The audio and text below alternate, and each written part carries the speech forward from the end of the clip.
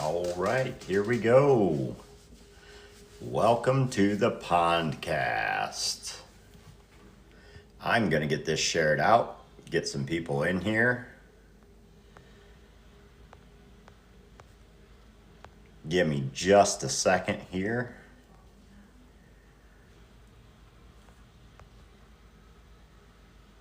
Boo, boo, boo.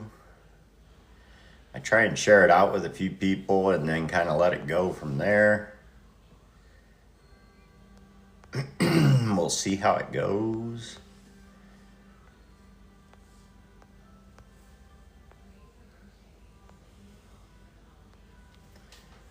How is everybody tonight? Doing good, doing good. What's up, Ephraim?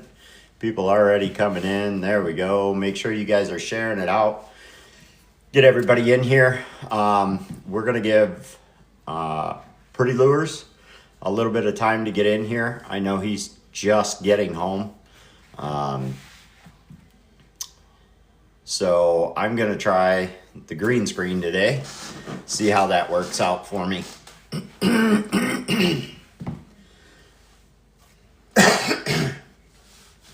Hope everybody's doing well. What's up, Bear? North Waters. Let's go, let's go. Hopefully the green screen works for me tonight. I got some things that were on the way and they just didn't make it. So, hey, Calvary, welcome in, buddy. Welcome in. Let's see here.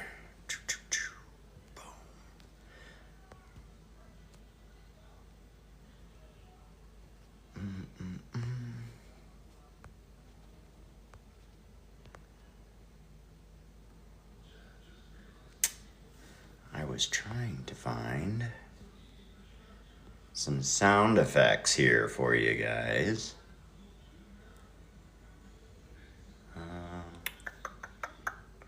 There we go.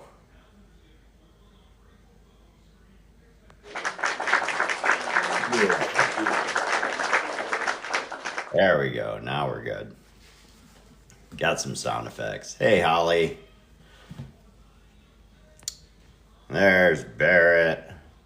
Let me get one more thing set up here. People. Settings for boxes. Let's go 4. Change. Not quite yet. People. Do a grid. Switch. There we go. Appreciate it. Thank you. Thank you.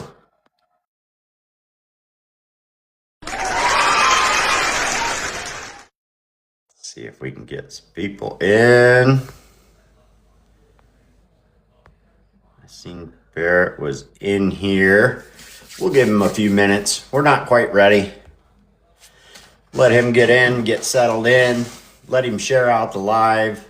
Hopefully everybody's doing great tonight. I myself am doing fantastic. I'm super excited about tonight.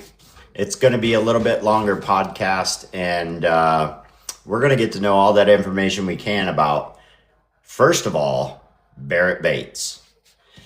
And then we're going to jump right into Pretty Lures. I know a lot of you have questions about David and Barrett Baits and where they came from and where they started. I know I do. And we're going to get some of those out of the way.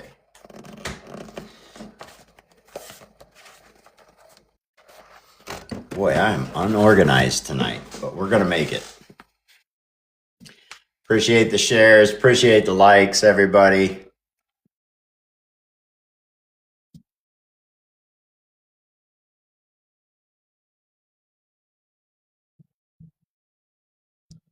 Everybody doing some ice fishing, are they? So we do have some news. After December is over, so my last podcast will be December 30th. Welcome in, Whit. So after December 30th, we're going to switch to every week.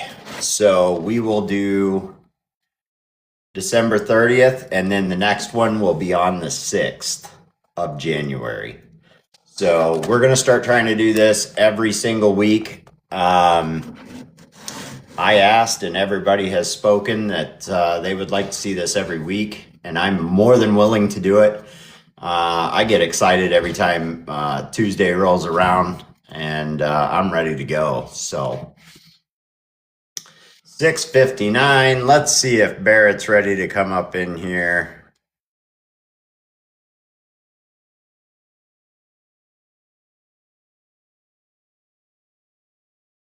We're going to invite him that way. There he is. Hey, how's it going? Oh, not too bad. All right. Not too bad. You're off work. You're on the podcast. I'd say you're doing pretty good. Yep. We both came from work, so Yeah. I just- know, and I truly appreciate it. I know you guys are just getting out of work, and it was kind of a scramble for you. You guys are what, an hour behind? So it's Yeah. 6 o'clock there. Yep. Yeah. yes. Well, I appreciate you guys making the sacrifice. I know you probably haven't had time to even breathe a little bit since you got home and get some dinner. So, He was in there vacuuming, and I said, hey. it's time to go. It's time to go. Yeah, he stopped me on vacuuming. You had to have the house clean for the podcast, right?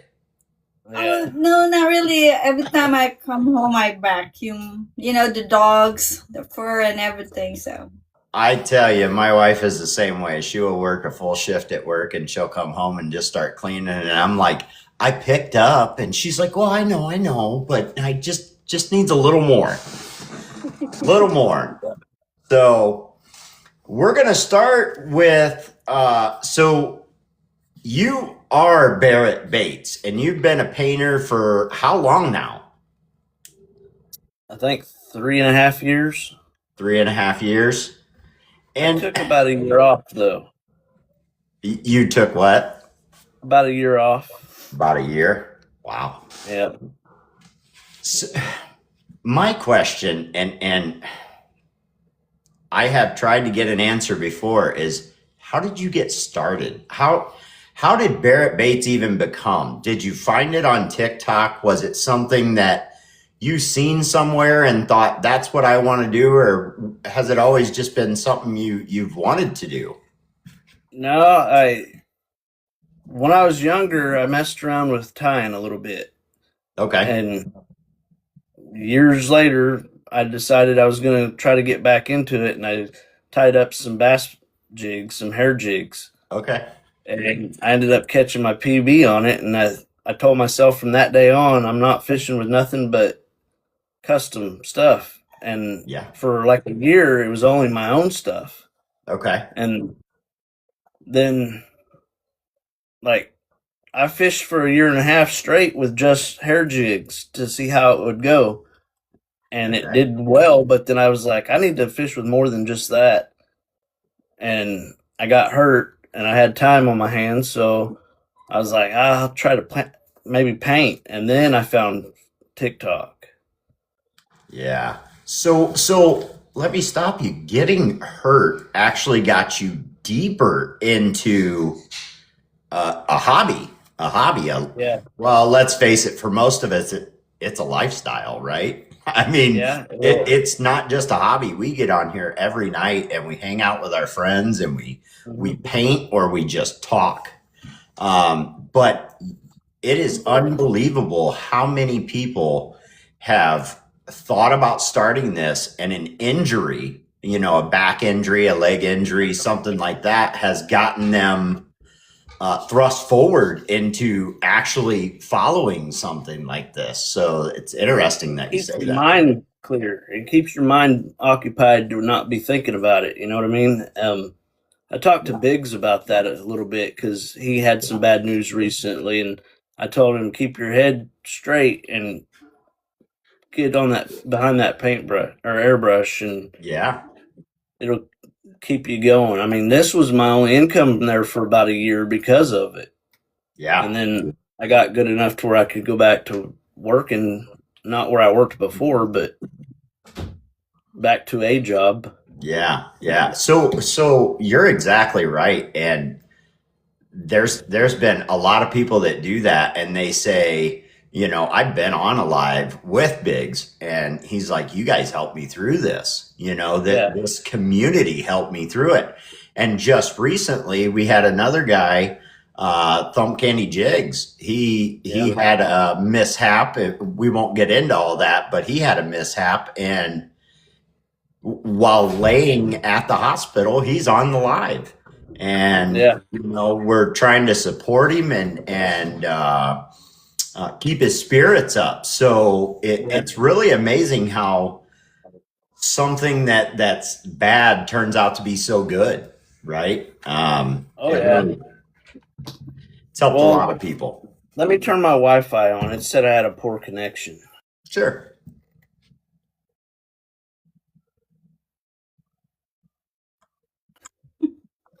Maybe that'll be better. I thought it was okay. When I mentioned taking that year off, Mhm. When I found TikTok and the friends that I made on here, it's weird because a lot of them I've never even met in person, but I still consider them some of my best friends. You know what I mean? Yeah. And whenever we started the Pretty Lures deal, I told her, I said, this is going to be something like you've never seen before. I said, it's not like your normal business. It ain't like normal customers. It's almost like a family. We're all really close. When I took that year off, I got back in it because I missed the people more than I did even the bait making. I fully agree. When you can't get on here, you do miss the people. They are our friends and our family, and when you're in a bad mood, they support you. They want you on here. They want to talk you out of the bad mood, get you in a good mood, get you painting. So there's no way to express enough how it's like a family, and they It's treat you different. that way. Like I told her, I said, it's like we're all competitors, but we all support each other at the same time. Every time. And every I don't time. know of anything else out there like that. No. I don't know of many businesses who. He says, somebody help me over here. Yeah. I don't know of any business that actually tries to get more and more people into it. Not only get them into it, but supports them, shows them tricks of the trade, introduces them to people that they run with, that purchase the baits from them and things like that. Oh yeah. It is very unreal, and it's alluring, right? So when I started, I was just on here because I found bait makers, and I thought, I want some baits. And I started getting baits from them, and slowly but surely, I'm like, maybe I want to paint, and here we are. So There's so many people I see now that are making baits that used to be my customers. yeah. You know what I mean? But I guess they are my customers again. the funny thing is even though we're bait makers, and I can make any bait I want to fish with, I don't though. I want your bait, or I Yeah. want your bait. Lots of guys have started that wall collection, and I have one behind me that it's all your favorite bait makers that go on there. Maybe not even just your favorite, but I want one from everybody, and I want to put them up. And when people show Oh, up yeah. to my house, I want to show them off. Show them what my friends can do. So I know when I started, I was only using my own stuff. Like, I haven't used a store-bought bait in about 4.5, 5 years now. Nothing. that's awesome. I ended up giving it away to a kid at a yard sale. His dad said he couldn't buy it. They were looking for video games, and I said, "Hey," because the man said he wanted video games. The kid said, "You got any fishing stuff?" And I said, "Man, did you come to the right place?" Yes. I'm like, Yes. look behind us. I mean, and so I went in and grabbed my old tackle box that had all the store bought stuff and some of my custom stuff. And I told him $20, box and everything. And the dad's like, "Oh no, Yeah, no." no. The kid, I could see it in his face. He was like, "Oh my gosh, there's so much here." And I said, "Hey kid, here, take it." There you go. Yeah. So I just give it all to him. Give it away. You know, if a kid comes up asking about lures and fishing over video games, Yeah, that's the way I looked at it. I will give you what I have right here. I do it all the time, you know, when I'm out fishing, and I'll pull the boat out of the water, and it happened a couple times this year, kids fishing on the bank, and I'll talk to their parents or their grandpa or whoever they're with before I just walk up to them, and ask them, "Hey, is it okay if I give them some lures?" And I keep a whole box of lures that they can just have them. And those kids are so excited. You've never seen so much joy on a kid's face when you do something like that. Oh yeah.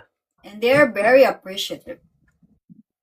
Yes, they are. And there's nothing better than getting away from a TV or something and getting out there and fishing. Just getting into it. Especially over video games. I couldn't believe that guy said no to buying his kids some baits, but wanted video games. I was like, I think I'm going to hook this kid up. Well, and we could never understand that. You know, we would 100% go fishing over playing a video game, right? Mm-hmm. Unless it's wintertime. You know, in the winter, I might stay inside a little more. But I That have, just means you can make baits. that's right. I have this community, and baits. That's what I do. That's what I enjoy doing. Even like I said, even if I'm not painting, just sitting here talking with people is amazing. So Oh yeah.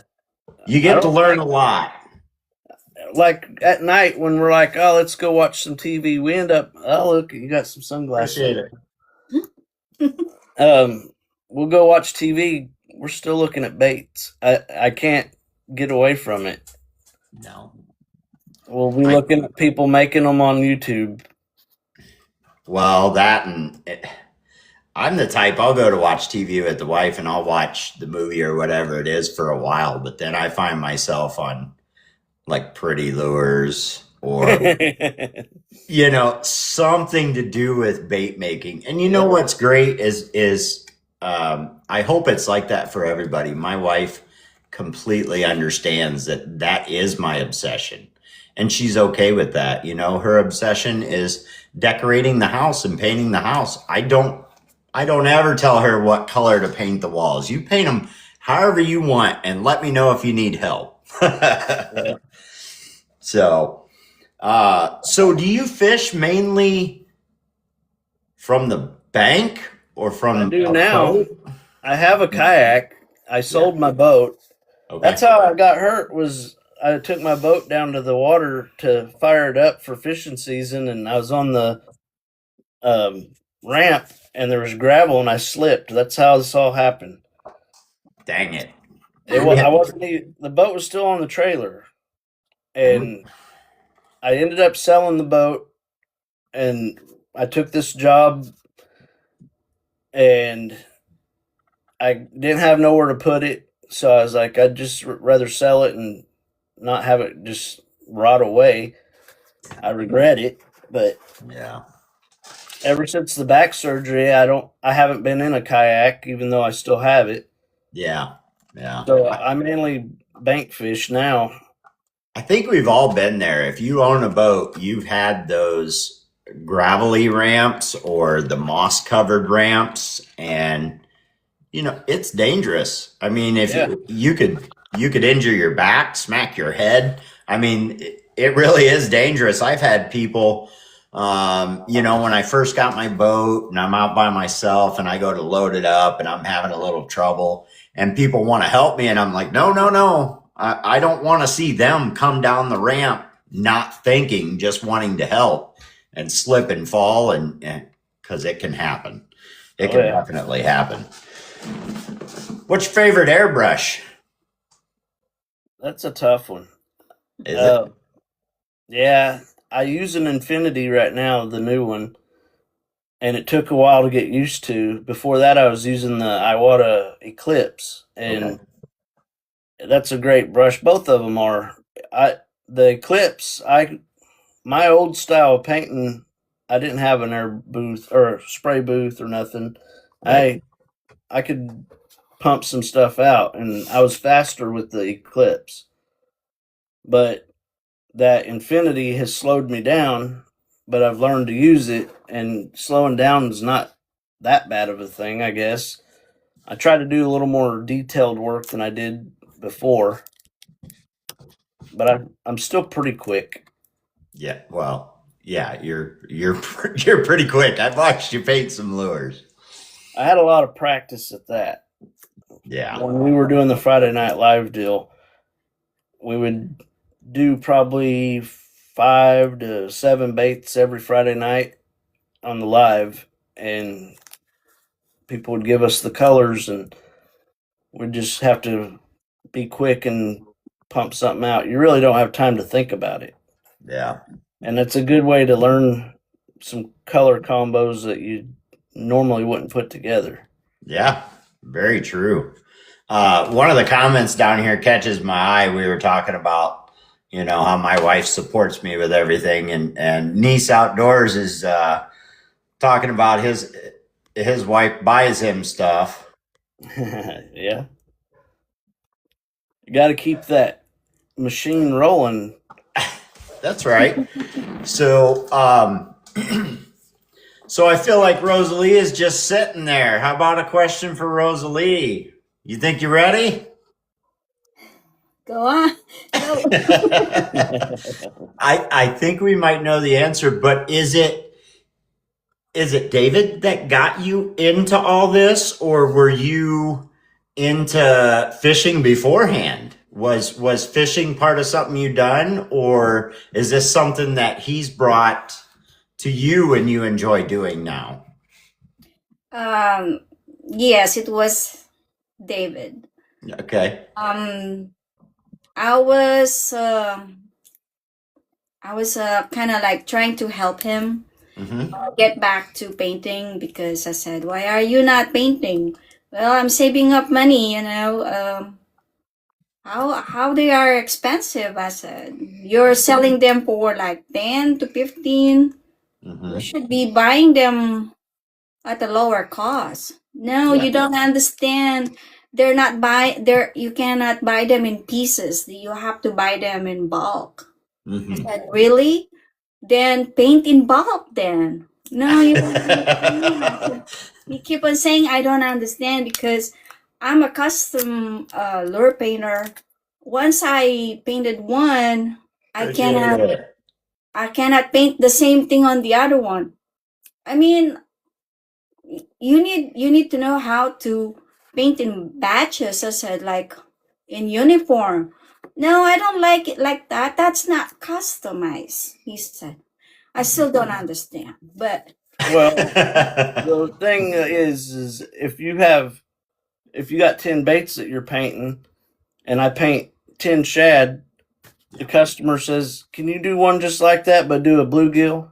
And it's like, well, I could have, but now I'm out of that blank. Yes. And that's where she came in and helped me get some blanks. And then she was like, "Now you can do this and that." And I said, "Yeah, but what if we do this as a business and help everybody?"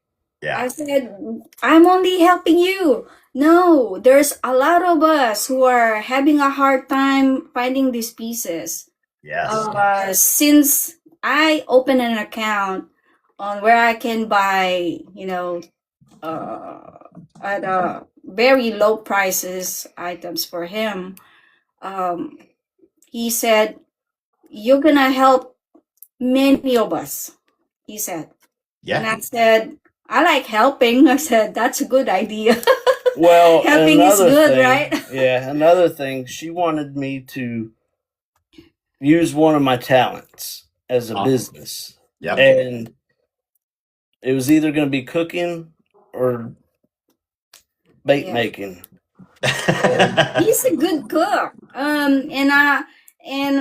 At first I was wanting to have like a food truck. Yeah, we looked pretty heavily into that, but I was worried about standing because I can't stand very long. I said, Okay. "Oh no!" I said, "Oh no." So that kind of pushed that to the wayside, which led way to Pretty Lures. Yep. And you getting back to painting. And so I see a question down here. I got to put you guys on the spot. You ready for this question? It comes yeah. from Bear. And he says, how did you two meet? Online. Online. That's, you know what's funny? That's how I met my wife. Was That's the way to online. do it nowadays. You know, for me, many people know I'm a recovering alcoholic. So going to the bars, going out to parties, things like that to meet people was not for me. And I'm a fisherman. I don't want to go to the gym. So I'm with you guys. You go online and there's a whole community there, and you can meet whoever you want there. So you guys met online how long ago? It was like, I first met him on 4th of July not this 4th of July. last year. It's kind of a funny story. She was playing hard to get a lot. I had to be persistent. Yeah, well, he has a style of how he made me so busy with him, like no other guys can date There me you go. anymore because I already okay, all right, okay. So I said, I'm not meeting other guys. I said, and There we go. then I told him, hey, you need to go. I said, you need to go. I said, you need to meet girls your style. I said, Okay. and then but you're my type. No, go find and I don't think we clicked. So I really rejected him at first, and it took 1 month, right? He left me alone for a month, and I started meeting others, but it's not working. Yeah. So, and I got so busy with my photography back then, and then what happened is he messaged me one time, hey, I left my mama's bowl. And I said, bowl? I said, so the last time I said to him he needs to go, I was kind of rude. Like, he cooked something for me. And he forgot, or he maybe intentionally forgot his mama's bowl. I did not. The big bowl. So so that's the second time. And then he started like, I tried to date I tried to meet others, but they're not really my type. It keeps me, guys, they say something not true just to make you. Yeah. Like he always he thought of me so, and so yeah. Well, that's a great story. Mm-hmm. Yeah. How you guys got together is it's amazing, whether he left the bowl on purpose or not. We may never know. Yeah. But that's great. And you guys you're so awesome. You're always on the lives with us. You're in and out of everybody else's lives, and it's quickly becoming well known the type of people you are, the type of customer service that we get from Pretty Lures, and the fact that things are tested, right? They're not. It's not just some big name corporate, I should say, not big name, but big corporation that is just shoving this stuff at us, and they have no idea how it really works. They might, test one in every 100,000, and they just want to ship them out as fast as they can. The quality's not there, so we do appreciate it. Scott said bowls are cheap. It was a big bowl, really, and I just thought he forgot everything. So yeah, I'm not gonna call him out, but I don't know that the bowl was left by accident. So my wife, when we were dating, kind of did the same thing. We were dating, and she started leaving stuff at my apartment. And we would be talking to each other, and she's like, "Oh, I got to come down and grab that." And I'm like, "Oh, really?" And I'd go in, and on my sink or in my medicine cabinet would be like hair ties or a barrette or brushes. And come to find out, that was, to scare all the rest of them off. She's like, "I'm going to leave that stuff so they know I'm here." Well, it was funny on our second date.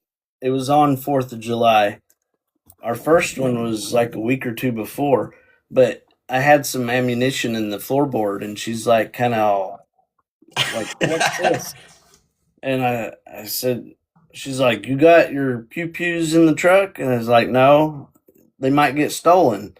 And then she I was like like, thinking, who's gonna steal this ugly truck? I said to myself, who's gonna steal this ugly old truck? I said, the No, I next was like- morning it was gone. yeah. Someone stole It it. was, No. yeah, someone stole his old truck. Oh no. Yep. Yeah, and he has to fight. He fought the appraiser that my truck is not cheap. It may be old, but not cheap because it's a limited edition. Yeah. Yeah. Yeah. So, I said, ugly truck are expensive. I said.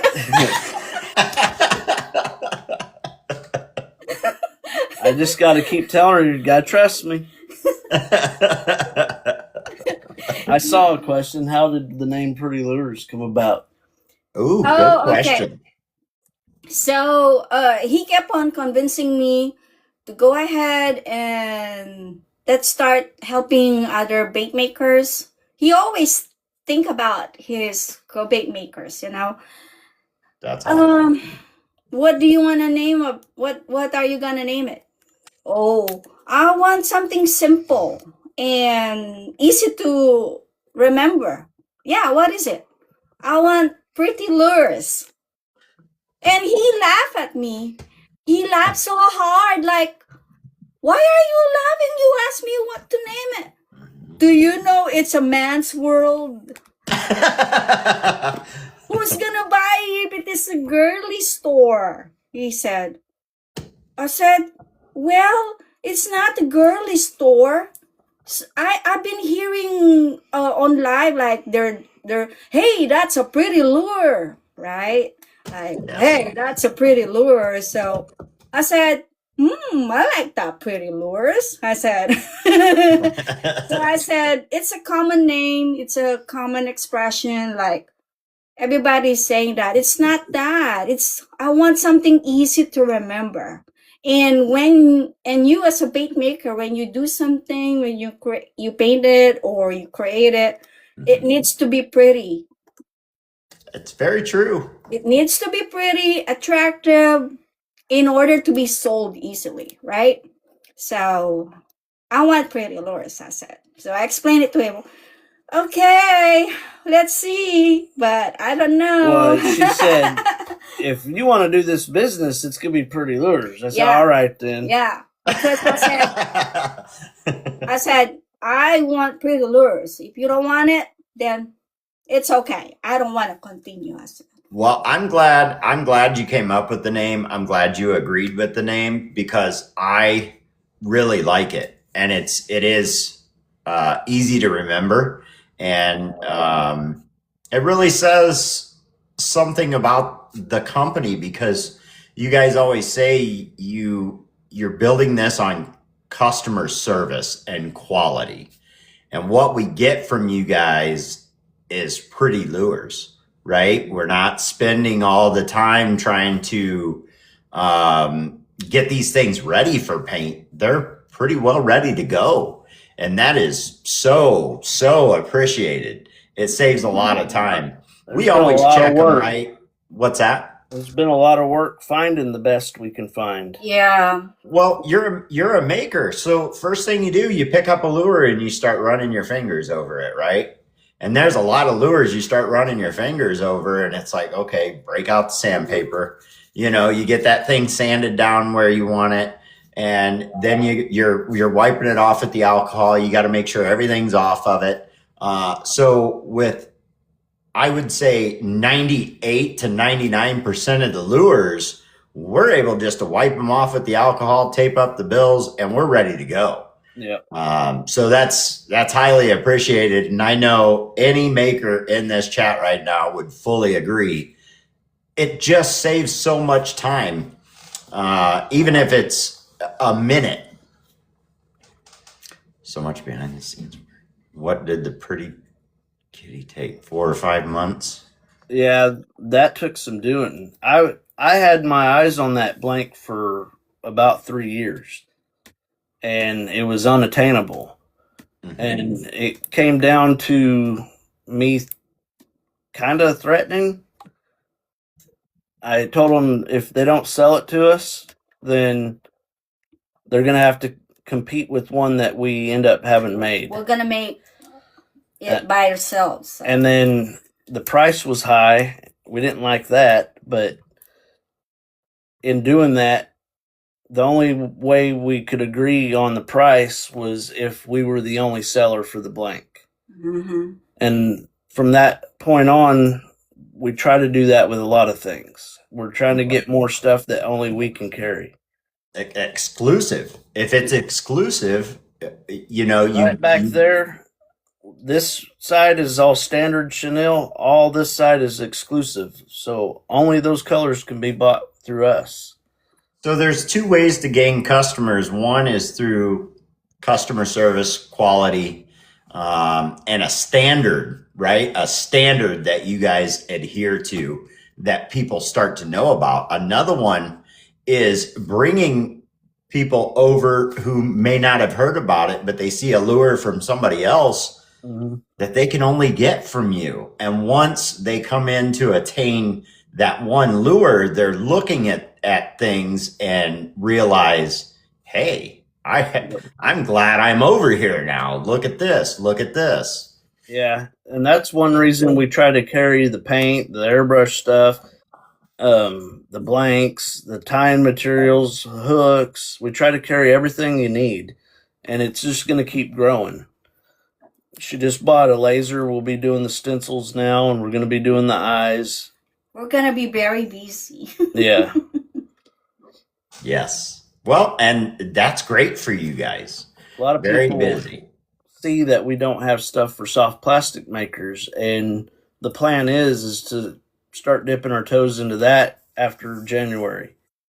Good. Yeah, I've definitely heard those questions going around, or people talking about the soft plastics, and I've heard a little bit of talk about you guys getting into that. So in the end, the plan that I've always heard from you and Rosalie is a one-stop shop, right? Just one place for everything you need. We have to plan what we want to add, and then it's gonna be one at a time. Especially we're still new, so we wanted to do the eyes, we wanted to do the stencil. So I think we need to do that first. Yep. And then the soft plastic. Yeah. So one at a time, we need to establish a product. So it's not really easy, guys. So I know, it. Everybody wanted to find something really from us. Like you're a one-stop shop. You should have really everything. I know, but we're two men working together here, and Hey, Yeah. ooh, birthday. that's awesome. Yeah. So we will be there. We'll be there, and we will provide those stuff. Mad Mexican says chop chop. Chop chop. Well, let's take a quick little break here. So we've been talking a lot about Pretty Lures. So the segment is definitely brought to you by Pretty Lures. And at the end of the podcast, there will be a free giveaway. It will be a code that's given to whoever wins to go to Pretty Lures and pick yourself out a gift. So make sure you guys stick around. We got a lot of people in here. We're up to 28K likes, 32 people in here. You guys are keeping those questions going in the chat. You're actually making my job very easy. So I know a lot of you have a lot of questions. I'm trying to get to them in the chat, and thank goodness everybody's paying attention to the chat. So definitely keep those questions going. We'll just keep going with them. But I know everybody was pretty interested to see how you guys met. So that was a great little story, and it lets us get a little more insight into who you guys are. Now, is where you guys are located, is that where you plan on being from here on out, or do you guys have a move coming up? The plant, she's got some land she bought in Oklahoma, and we picked that area because we want to open a bait shop and a warehouse for Pretty Lures. And there's 3 lakes within like 7 miles of that land, and there's no bait shops for any of them. And we want to do that, and we want to do it kind of in a different way that most bait shops, have store-bought stuff. We want to carry as much of our customer stuff as we can. We want to help each other, keep the money in a circle within everybody. Oh, the reason why David pushed this to have for me to have this Pretty Lures, it's because he got pissed off of how the prices are really high and how many are being screwed. Yeah. So that's why he keep on saying you're gonna help a lot of people here. Well, you gave us a choice, right? So before we had no choice. It was whoever offered whatever we wanted. So everybody still has that choice of going here or there, but what brings them back is your guys' face with the brand, the customer service with the brand. I don't think I have heard anybody in my lives say anything ill of Pretty Lure. It's always, man, their customer service, I seen a comment down there. It's always a great day when the mail brings me something from Pretty Lures, right? So we really do appreciate it. And there's probably 25 bait makers in here right now, and we exclusively run to you guys when we need something. Not only that, but I have been in lives where somebody has mentioned they need something, and you guys turn around and you're like, oh, I have it right here, and you start packaging it, and away it goes. Yeah, we try to get the packages out. Like if people order today, it's in the mail in the morning. Yeah, it's unheard of. When we first started, I told her I wanted her to do handwritten thank you notes to everybody. I want it to be personal. If we know who you are, I know what kind of freebies to give. Yeah. Because I'm watching what you guys are doing. Mm-hmm. You know what I mean? I want it to be Dave don't sleep. I don't, not much. Neither does Rosalie. I went to bed last night because I had to go to work early so I could get home early for this, and she stayed in here packing orders. I appreciate it too. We all appreciate it. So everybody's been looking forward to What this. was So it, 3 or 4 in the morning? Yeah, I went to bed at 3 a.m. that is a late night. Everybody knows me. I'm an old soul. About 10 o'clock, I think my brain starts to shut down and I'm ready for bed. So we greatly appreciate all the hard work you guys put in so that we can bring a quality product to people. So definitely appreciate it. In the beginning, I've never took her fishing yet. I'm guilty. Uh-oh. I just told her the other day, I got to take you fishing. She needs to learn more about it. But in the beginning, she didn't know nothing about any of this stuff. Yeah, what do you call this? What do you call that? Yeah, I have to explain what everything's for and everything. But we've only been going for 6 months. And that's amazing. we started with hardly anything. And like this one, for example. What do you call this, honey? That's the deep diving micro. Okay. He said that he have read that our manufacturer claimed that this go deep up to what? 15 to 20 foot. And I said, I was looking, it's so light, I said. I got a pitcher full of water and then I put it there. It did not sink. Hey, David, I said, I was kind of upset. Why are you saying it goes deep dive? Look, it's just floating. It is floating. But you're saying it's deep dive. It should sink. I said, don't ever tell lies. I don't like it. I said, I don't want you telling lies to people. Why are you saying that? No, honey, let me explain. Yeah. You see this bill? And that, when you pull it, it dives. It'll go. It goes that, huh? I said, really? Is that what this is for? Yes. Yeah. I said, Yeah. oh, okay. I thought you're lying to people. That's not good. I said, so I'm learning a lot of things. So yeah. It's interesting to see somebody learning as well, right? We all take it for granted. We sit on here and there's people that I call Lauren's Lures. I call him the dictionary. Yep. Right?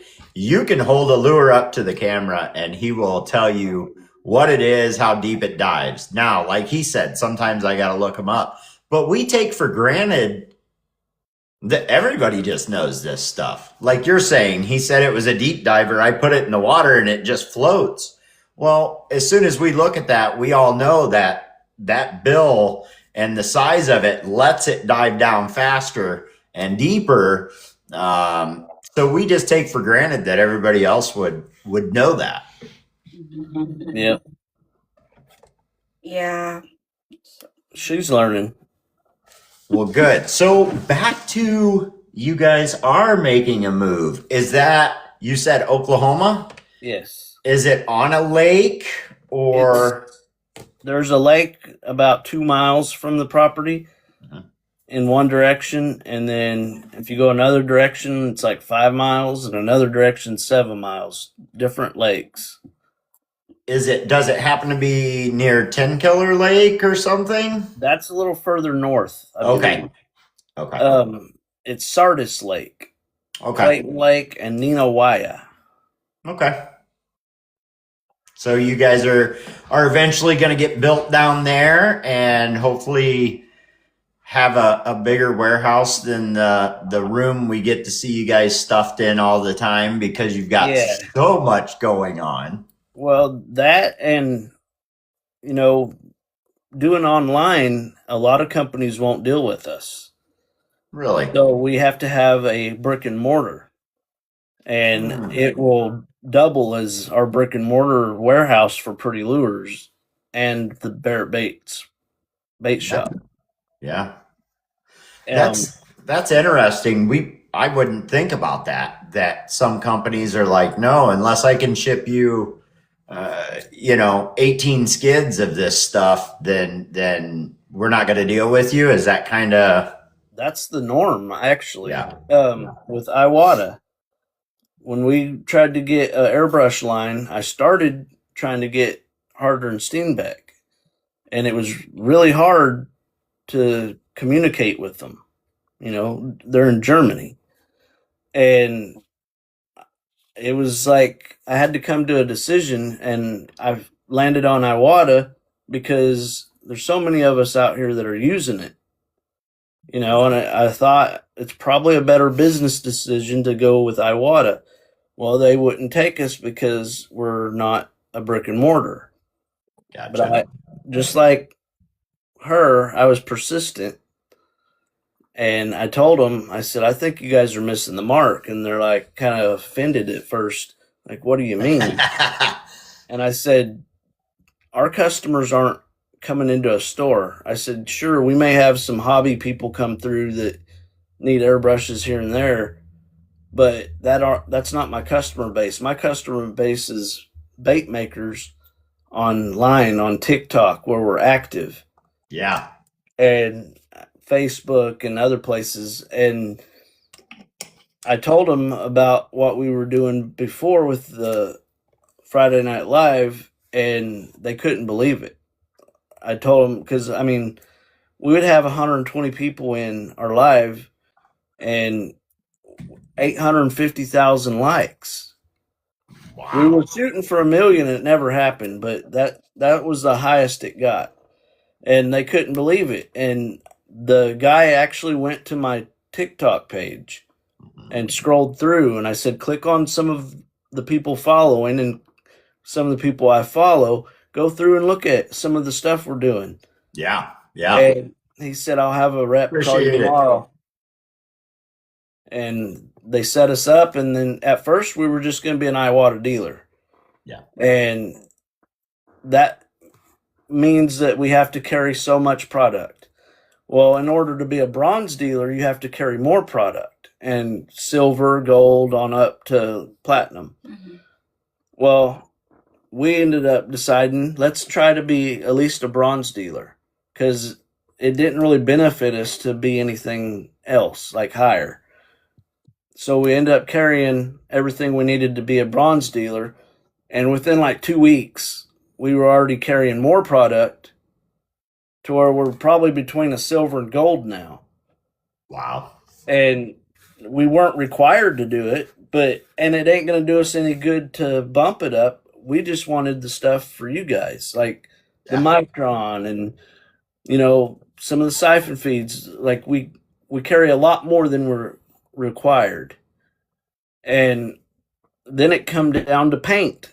We got to have some type of paint, to be a one-stop shop. And that's where the rep told me about the New World paint. And she's like, I really think this might be something beneficial to you bait makers. And I said, well, send me some as a sample and I'll try it. I wasn't going to buy into it until I tried it. And on a live one night, I started painting with it and trying different things, covering back and forth, lighter colors, darker colors. And I could see that there was some benefits to it. Mm-hmm. And it ain't for everybody, and I get it. Same thing with the airbrushes. Some people like what they've got. Yep. But we had to have something, and a lot of people have learned to like that paint. It saves a lot of time, and time is money. Yeah. Well, no primer, right? Yeah, no primer. It's no primer direct to plastic. Direct plastic. Yeah. So, lots of things. Is that, in your opinion, would that be one of your favorite paints? Would be the New World paint? No. Or is it a mixture of different paints? More of an eclectic, like there's all kinds, Createx and Vallejos and all this stuff. There's color shifting paints, and there's, paints that have better pigment than others. Yeah. I have personally used the New World, and I do like it. I like it a lot. Not for absolutely every application, but it goes nicely with some of the other paints. Vallejo is one that I like to use. It's a color shift type paint. And Oh, yeah. with that super dark pigment of, and the fast drying of the New World, you can really get a color shift over top of that. And it really shines through because some of those are the impenetrable, and it just stands out on top of it. Yeah. You can So- cover, like if you're wanting to do a shadow, you can put your black down, and normally without that New World paint, you would put black down, scoot over, put black down again, then put white over that, then your color over that. Well, now with that stuff, you just scoot over and put your color on it, and you got your black under it. You're saving a couple steps, and it dries fast. Paint drying fast leads to the possibility of dry tip, though. I mean, everything's back and forth. Like, you got to give every now and then. Very true. And another problem, like I know Cody's had this issue, going, like you said, we have multiple kinds of paint. So you can go get used to spraying New World straight out of the airbrush or out of the bottle, and then you grab your Createx or something and try to do it, and then you needed to thin it. Yep. Out of habit, you're just squirting it in, and then you got a mess on your hands. So none of them are my favorite. They all have their place, though. Like you mentioned Vallejo, that's something I like, and I plan on us carrying eventually. Yeah. A lot of their paints, they've got so many colors too. I know a lot of guys like Golden. I have sprayed Golden, and I avoid it. I know it sprays good for people, but I avoid it because a lot of it, you're supposed to have a respirator, and I don't want a respirator on. Now, when you say Golden, are you talking the high flow Yeah. or Golden in general? Because there's two different types. You've got The Golden High Flow. the high flow is direct to airbrush. It in my opinion, it does spray well. But then you've got what isn't the high flow, right? It's just kind of a squirt top bottle. You have to thin that down. If you don't thin that down, it will plug up. Now, if you're running it through like a number 5 needle, you might get away with it. But if you're trying to do any kind of detail work with a 2, forget it. You might get a little bit out of it, but it's definitely gonna stomp up on you. Yeah, it wasn't the paint that I liked because, like I said, I wasn't even using a booth back then. I was just spraying. And on the bottle, it said, you needed to use a mask. Mm-hmm. And I ain't going to use one. I do for when I'm making them resin baits now, but you have to with that. Yeah. And it's hard to see, like, look at the years of painting and stuff that Benster's done. Mm-hmm. And now the shape that he's in, he's got the oxygen, It's probably smart that we do have something, but it sure does suck to wear a mask. I have one. It hangs on the side of my booth. I don't think I've put it on, but maybe one time. I'm guilty as everybody else about not turning on my actual fans and not wearing the mask. But you know what? I notice it too. If you don't wear your mask and do the fans and stuff, you start to notice it with your nose and everything else. So you'll have some colorful boogers. All this Rainbow boogers. all this dust that's laying around your guys' booze and that's getting on your lights and stuff like that isn't just straight painted. That's what we're breathing in. So put a mask on. And for Bubba's Custom Lures, wear gloves when you're doing hot plastics. Yeah. Wear your gloves. Yep. So I got kind of an in-depth question for you. If you could give a piece of advice to somebody who's new to painting, what would that advice be? Paint as many as you can possibly paint. Never slow down, even if they're not selling. Because as soon as they start selling and you're behind, it's hard to catch up. Yes. I know, like during the slow seasons and stuff, that's when you ought to be painting as much as you can. Oh, beginners. How about for beginners? Same. The more they paint, the better they're going to get. Oh, yeah. It's like more practice, huh? Yeah. Repetition. It's like anything else. The more you do it, and don't be afraid to talk to somebody. Don't be afraid to ask questions. Another thing is, almost everybody on here is going to help. Yes. Like I said, everybody's competition, but we all are there for each other. Tell them about the group. He created a group so that all lure painters can ask questions, and post their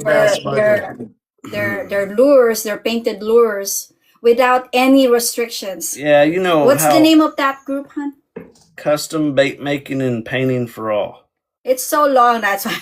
She wants to make another group, but for sellers. But the thing is it's like on Facebook, all the Facebook groups, they almost all have rules. Mm-hmm. Oh, you can't post that for sale. Well, we're all in this to make a little money, at least to support your habit. You're It's exactly not a business. Or you can't say that here, or you can't list that one here because you got it at some other place, or I wanted no rules. If you want to post your stuff for sale, if you just want to show it off, if you want to ask a question, if you want to give advice on a question that someone asked, everything goes. Mm-hmm. It don't make sense to me to have that kind of rule on a page where we all have a common goal. You're exactly correct. There shouldn't be a rule like that. And another thing that you see commonly is somebody will ask a question. Maybe it's a new bait maker or something. And let me tell you, if you're a new bait maker out there and this has happened to you, don't let it discourage you. Come find one of us. Just about anybody that's here in this chat, and especially on this camera, will help you out. I see them ask questions. They're like, hey, how much should I put this lure up for? Or where would I go to put it up? And they always get those snide comments of, well, what does your work look like? Is it even worth putting up? How long have you been painting? I just read one the other day where it was just nasty comments until finally somebody, is nice about it. And he's like, hey, whatever you think it's worth, and I would go here. This is where I got started, whatever. Guys, if that's you, make sure you're getting with a different group. That shouldn't be the answers that you're getting. We all have, there is not a dumb question. It may be a question that's been asked 1,000 times, and it may be a question that you're afraid to ask. But find the right people and ask that question, and you're going to be glad you did. Oh, yeah. Mm-hmm. Yeah, and like, for example, he discovered something and he shared about an alternative of using the window cleaner. Yeah, I haven't used a reducer in a few years. I use mutual washer fluid. Well, I posted that on one of those groups. Thank you, Rocco. They actually reported me for hazardous action or something like that, and like trying to get me shut down on Facebook. And I'm like, yeah, I got a number one enemy out there. Same guy seems to keep coming around. I mean, everybody can discover something, right? I mean, it's up to the listener if they wanna try it. There's no harm for doing that. Go try it. It might work. Who knows, right? We all learn from trial and error. The first person to start painting a lure, I mean, I feel like I'm talking about back when the caveman started or something. But you got to think the first person who actually done a lure and put some paint on it, he had to figure out how to keep it on there. He had to figure all this stuff out, and it didn't just work, right? It was all through trial and error and trying different stuff. So definitely don't be afraid to try it. So yeah, and I like to break the rules. Hey, evidently. Here's a good one for you. One night on the Friday Night Live, I needed some airbrush lube. And I didn't know what to use because I couldn't get it anytime soon. And I needed it that night. I was on my way home and I had to stop off at Walmart. And they're like, you know, they don't carry airbrush stuff. So I was like, what do I do? I feel like I need a mute button. I feel like I need a mute. Oh, go ahead. Yeah. So I look online and it said glycerin is in airbrush lube. And I'm like, well, I don't even know what that is. So I look on Walmart's page, you know, like on their app. I type in glycerin. Well, the only thing come up was suppositories. And I was thinking, I can't use that. And I started thinking, well, if that goes in your body and it's safe, and glycerin's safe in your body, what else is slick that can be in your body? So I went to the personal lube section. No KY. And I read it. And the number 2 ingredient was glycerin. So I used it for like 6 months. And it works. You heard it here, folks. If you're... I can't even finish that. If you need something to help you out fast. If you're in a pinch, I don't suggest the suppositories, though. I was going to say if you're in a tight spot, you know. Yep. So this is great. I'm so glad we got you guys on here. And I hope you're enjoying yourselves. Believe it or not, an hour has passed pretty fast. And I think... Wow. Everybody's really enjoying themselves. I see everybody chatting with each other down there and also throwing up some questions. We're doing our best to keep up with those questions. We're at 47K on the likes. We still have 33 people in here. And I could see having to bring you guys on here again. So don't you worry, guys. We'll definitely have to have them back in here again. But if you have a question down in the chat, we're going to take a second and we're going to take some questions out of the chat. Now, this is going to go by fast. If we happen to miss your question, please don't be offended. We'll try and get to them. Sorry. Oh, there's a... Are you Corey and David related? No, not that I know of. Dang. You know, here's something. She's wanting to learn to tie flies. That's the question that was right down there. Yep. Thump Candy Jigs says, is Rosalie going to start her fly tying? Yeah, when we have time. She's got my vise, and we've got a bunch up there for sale. So she'll either use mine or grab one out of inventory, and that's one reason we started carrying more of the fly tying materials. Okay. Because she went to Colorado on a vacation trip with some girls, come back with a book of bugs, and she's like, I want to learn to tie flies. I said, okay. What's Rosalie's dog's name? Chewy. Chewy. He's already out. I can't quite make out Calvary Customs. Something, the biggest sneak peek they can see. I think he may have been just chatting. Not quite sure. Sneak peek of what? sneak peek. Are y'all gonna start carrying number 2 split ring soon? We have We already have that. They already have them. we got 0s, 1s, 2s, 3s, and 4s. Yep. His There you go. question was, what is the biggest sneak peek? We got a laser. Hey, That's pretty big. Paul. The Gaston glides, we're also going to be the exclusive supplier for Gaston blanks now. Gaston lures. And they will be here this week. That's for some of the guys that want to get into the higher end stuff and push their talents to bring in some more money.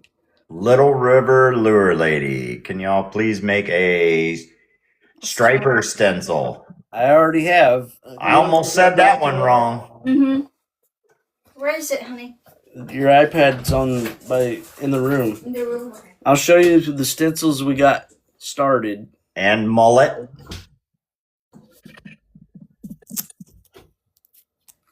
I've been hand drawing all this stuff, so no copying. Like, I don't want nothing other people have. Tell them about Alabama also. Oh yeah, you tell them. Oh yeah. On January 6th. Oh no. You're right, Jam. January 16, 17, and 18 of 2026, we will be in Cullman, Alabama. We're gonna have our booth there.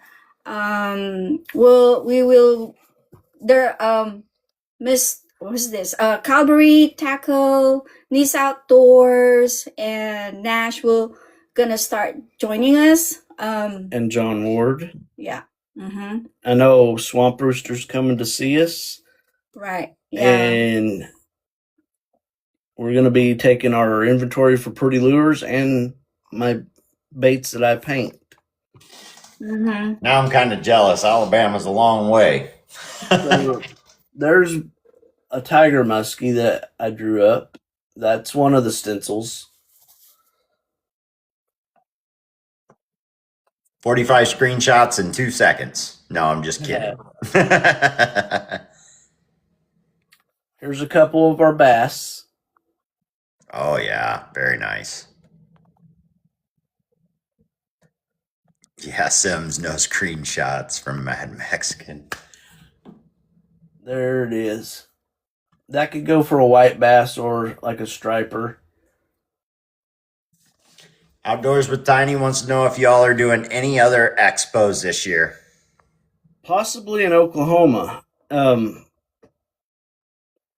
trying to start doing this full time because it's getting so hard for us to keep 2 jobs going and do all this and stay on top of it. And then with the stencil making and, I'm pouring resin baits now too. And we don't have time for nothing. And so I need to be here running it. So that way she comes home, I can even have dinner made maybe. Yeah. Live a normal life. I hope so. Yeah. There's a red band trout, which I've never even heard of, but I drew it.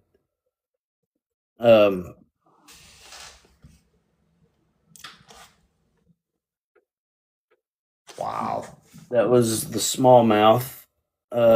Just random stuff, really. Little River Lure Lady said that one was perfect. The one she has is too thick. There's my white crappie. And I'm trying to space the gills out away from the bait. That way you don't get overspray. And the biggest problem with stencils for us bait makers are the outer edges are usually too close to the bait and you're overspraying on your bait when you're trying to get some detail. That or they don't fit the bait. Correct. It's either way too big, too small. Correct. And I'm guilty of this. I cut all my stencils up and I use bits and pieces all the time. Yes. But whenever we make them, it'll be a sheet and it'll be for different sizes of our lures that we sell. Like you may be needing a striper on your S crank, or you may need it on a big glide. It'll be the same stencil, but different sizes. So you won't be just buying one stencil of it. You'll buy a sheet of the different sizes. Very And interesting. Yeah, stencils are super important. You know, whether you're new or you've been doing this a long time, it's always nice to have new stencils and yep. an edge, right? So we're always looking for that edge. Yeah, and I talked to her a little bit about it, and we may offer custom like stencils. Just like I'll draw it up for one person, and that's their stencil. Killjoy You know. says, I also use the hair dryer to soften the stencil to form to the bait or fit to the bait. That's a good idea. Bass Smuggler, you asked the $1 million question. When do Not you very find time often to anymore. fish? I don't get a lot of time. So I don't know if this is like this for a lot of other guys. I know Bass Smuggler is a fisherman. I don't think he makes any baits of any sort, but the what's the best way I can say it? The rush that you get from fishing can also come from bait making, right? When you make that perfect line on that bait, get that stencil right where you want it, and you show that bait to somebody and they're like, oh my gosh, I have to have that bait. There are baits that some of us can't even get to an auction. They're Right. gone before they even get there. And I have told people before what I'm going to start it at an auction, and they've doubled it. They're like, don't even auction it. I'll give you double than that right now. So that's a rush. It's a great feeling. So It's also a great feeling to catch a fish on what you make. yes, I haven't had that one yet. You know, I am so guilty of making all these lures and never fishing with my own. I get out there, and when I do find time to get out there, I know my confidence baits. But this year, that's going to happen. This coming summer, that's going to happen. I'm going to use a lot of my baits, and we're going to get it going. Yeah. Hopefully, we can get ahead of all this. And like I said, whenever I'm doing it full time, I got more time to handle things during the day. We can have more time to go out and do some normal stuff like fishing. And I think in the last 6 months, there's been very few date nights. We ended up going to the drag races once. I think I seen something on that. Yeah, that was funny because it was her first time to see the drag races, period. But we went to the Top Fuelers, and if you Yeah. haven't been there, you feel it. I And every time- actually, yeah, I have. When I was down in St. Louis, I did that. It was only 8th mile, but it doesn't matter. When they take off that finish line, you've never experienced something like that. Oh yeah, Oh, who's your favorite baby? I have a few of them. I knew don't that know question if I was can nail coming. one down just to one. I've always liked Caleb's work. I've always said he uses more black than anybody I've ever seen. Mm-hmm. But he paints things that I would never think of doing, and that I like. You know, there's a lot of them though. Bear is amazing. John's amazing. Yes. There's so many of us, you know, that do this, that do really well work, and it's like I can't say that guy's the best. You know, Because even new people bring things out, and I'm like, that's brilliant that they painted it like that. yeah, You know, it's All more. awesome. It's more this bait maker does this part, Yeah. and it's my favorite. And this one does this very well, and that's one of my favorite things. I could There's imagine a if you lot. could get a collaboration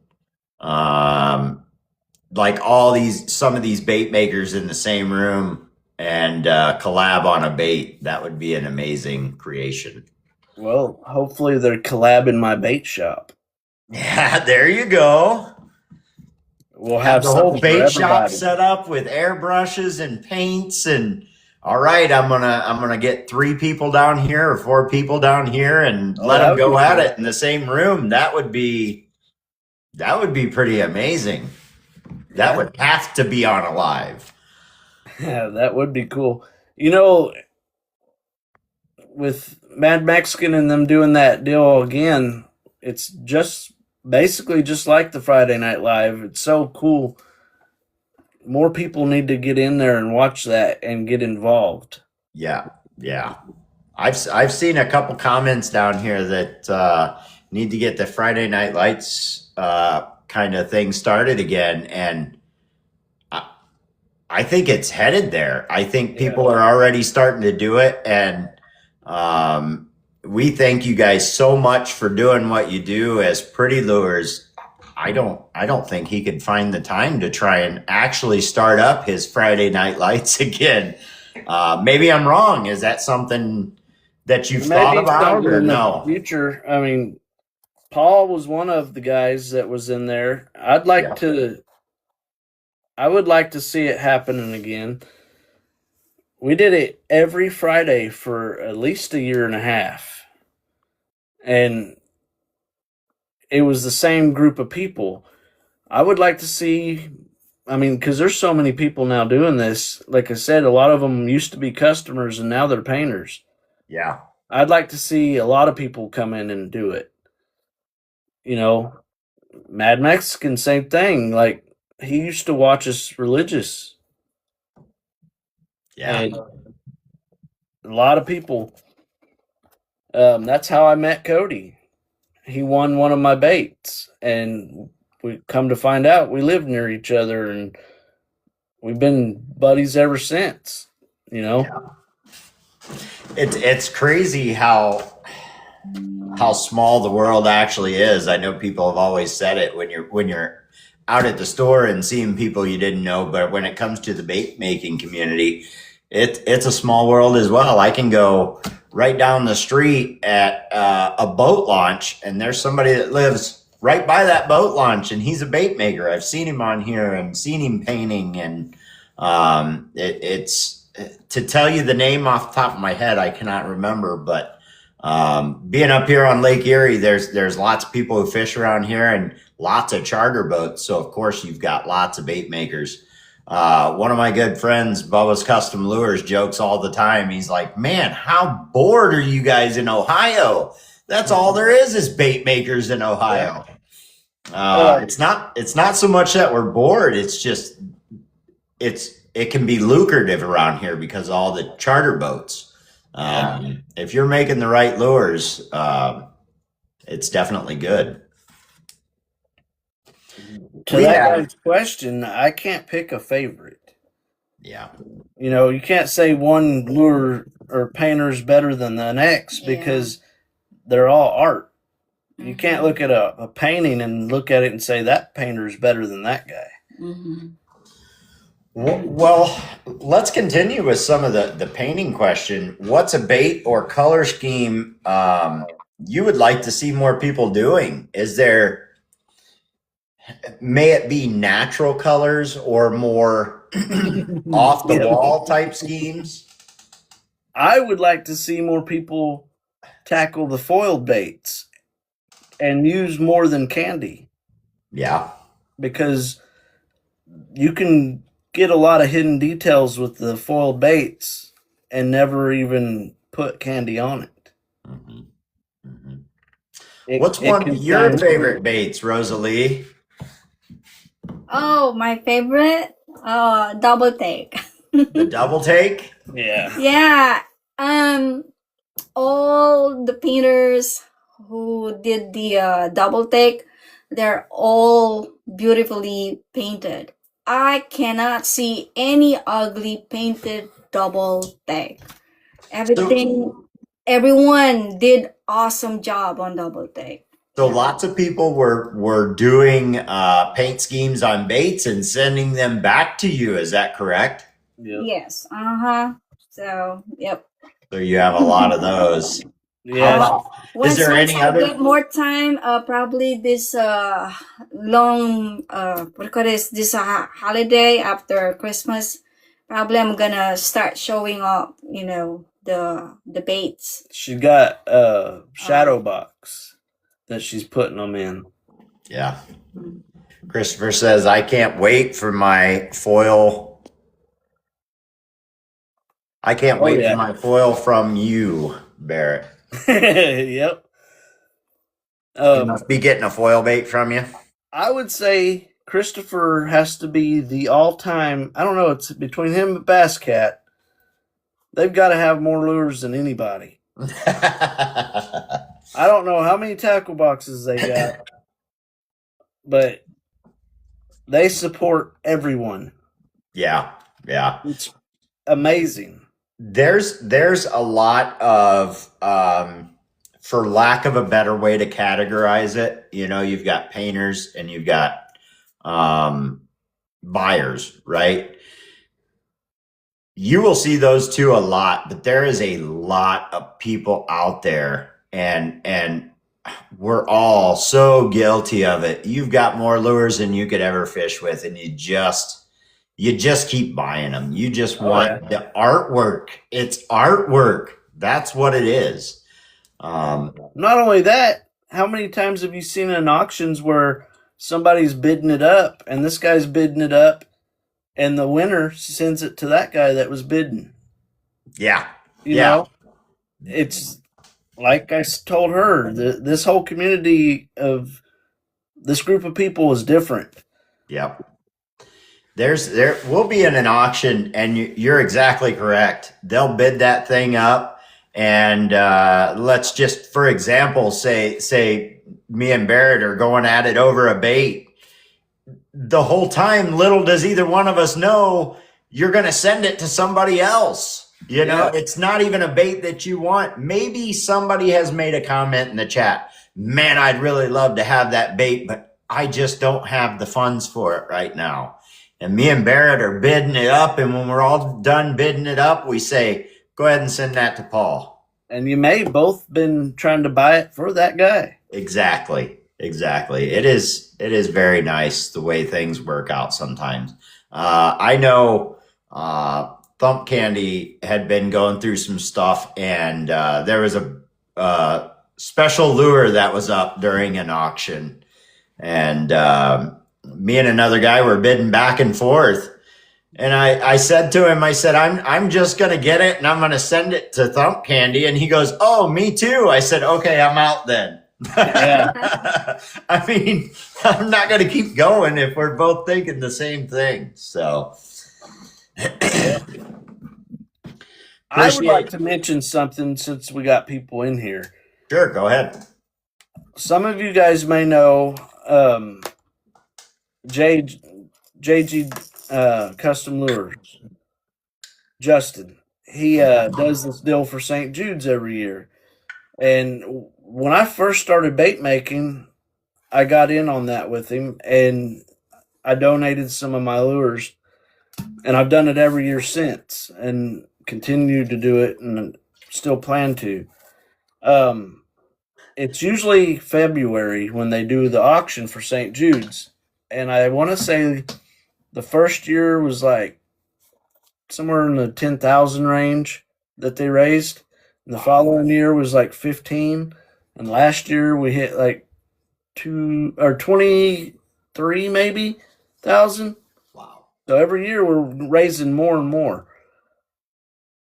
All the bait makers that don't know about that should reach out and try to send some up to them for that auction. And it goes a long way. They do it over the radio and everything. And he ends up doing shirts that you can purchase shirts and your business is on there, or your TikTok name if you don't have a business, whatever. But yeah, I know that's coming up here in the near future, and I'll be sending stuff to him for that. And people that want to buy some really awesome stuff, they can go over there and bid on it. And I know last year it was like 4 or 5 days that he did auctions Wow. and raised that money, and that's coming. So I know he's been kind of absent from TikTok a lot because he had issues with his dad, his health, and I just wanted to put that out there and remind people that's on its way. And who should they be looking for again? JG's Custom Lures. JG's Custom Lures. Let them know, Dave. I will donate some from Lauren's Lures. Oh, If people wanted to send them to Pretty Lures, we can send them to him with our donation. There you go. Just put in a box, and that way it can all get sent in one. No sense in everybody sending a ton to him. We can do it all in one box. Yep, there it is. JG Custom Lures. And unfortunately, I can't pin any comments with multiple people in here. But yeah, JG Custom Lures. Everybody go check that out and see if we can put them up over that new goal again. Yeah, it's a good cause, and I know a lot of great painters have donated in the past. Northwater says he'll create some stuff. Oh yeah, everybody's talking about it now. There we go. That's what we like to see. Anybody who wants to know that name, if you guys don't know who he is or don't know how to get a hold of him, like I said, you guys could reach out to me or send them to her, and we can get it all to him. Yeah, definitely. Everybody's saying they're in. There we go. That's the community we're talking about. Somebody mentions one thing and it steamrolls and turns into something amazing. That's the word I'm looking for. It just turns into something amazing. Yep. So we got a ton of people in here. If you guys are enjoying it, and as long as Pretty Lures is up for it, and we'll just keep going. I mean, we're used to being on the lives for a while. I know these guys haven't eaten dinner or anything yet, though. That's all right. how about soap plastic? Sure, right? What's Yeah. that? The soap Oh, plastic, yeah. yes. Yeah, They so carry that. Go. They do everything. Ice fishing stuff. I know some stores donate, like, I think they had some sleds and even one of them tents that you ice fish in. Mhm. The clamshells. A bunch of trips. People donate fishing trips, and those go for quite a bit. It's all like when they're bidding, buyers are bidding. It isn't because that bait is crankbait. It should only be $10 or $15. They're bidding for the kids, so they'll run them up. Everything, anything fishing related, nets. They had everything last year. Gift certificate. That's another thing. We now sell gift certificates, so you could tell your loved ones what you want. There you go. Yeah. Pretty amazing. Amazing stuff. We're definitely going to keep talking about that. And I've never been a part of that. I've been on it's been less than a year. It's working on a year. It's getting there. But I will definitely be tuning in. I want to see some of that. DW Tackle, what type of jigs for bass are you talking about? Silicone or hair jigs?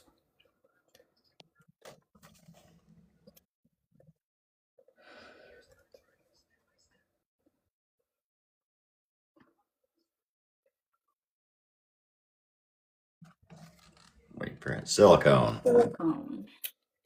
Well, I'm the wrong guy to ask. There are. You Cody. got Cody. There's a lot of Cody. them. A lot of them in here.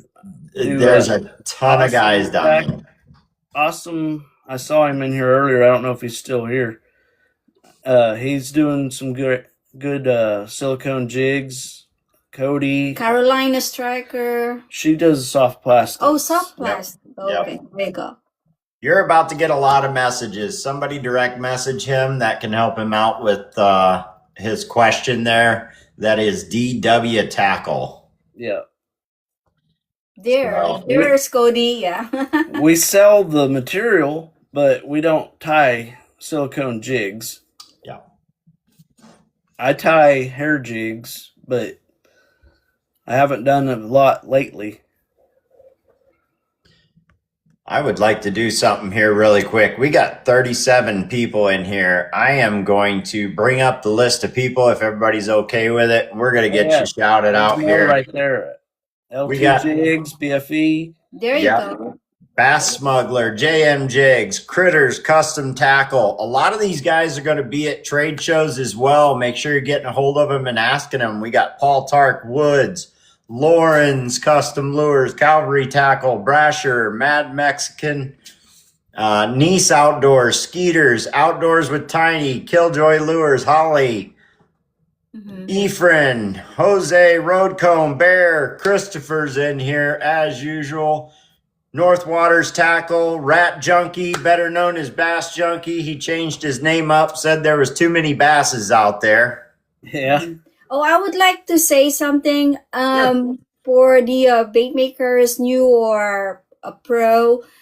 Please join the group that David made. And once you join or you already join in, please invite your friends, okay? For Yes. those who are seeking some tips like this, Yep. and those who want to show up their work, there is no rules there as long as you keep it fishing related. Yeah. There you go.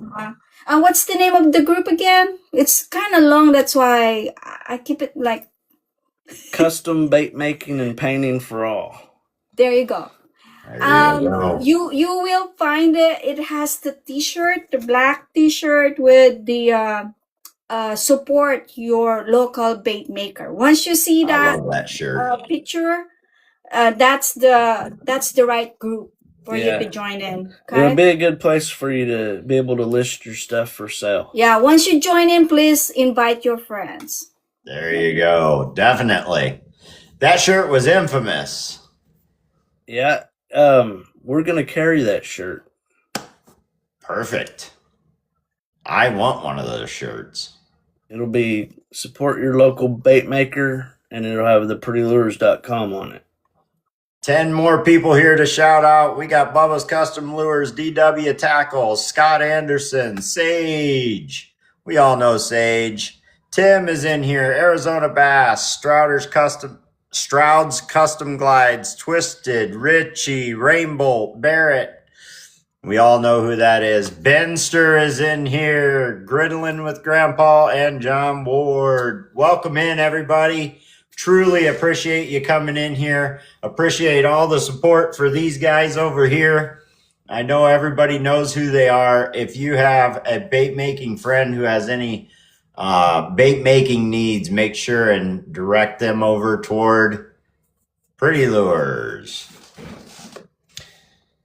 What do you say? You want to do a giveaway? Yeah. Everybody, They are very ready for it. Excited.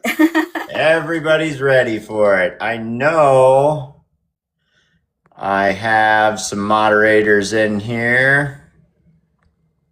Now the guys that aren't bait makers, I will make a custom bait of their choice if they're not a bait maker. Yep. I tell you what, you are the guest of the night. We have 38 people in here. Why don't you just throw me a number between 1 and 38? Do I You want to say write it? it down? You can. That way everybody knows that that was the number. You want to write a number down? Between 1 and, 38. Okay. 1 and 38. All right, just a moment.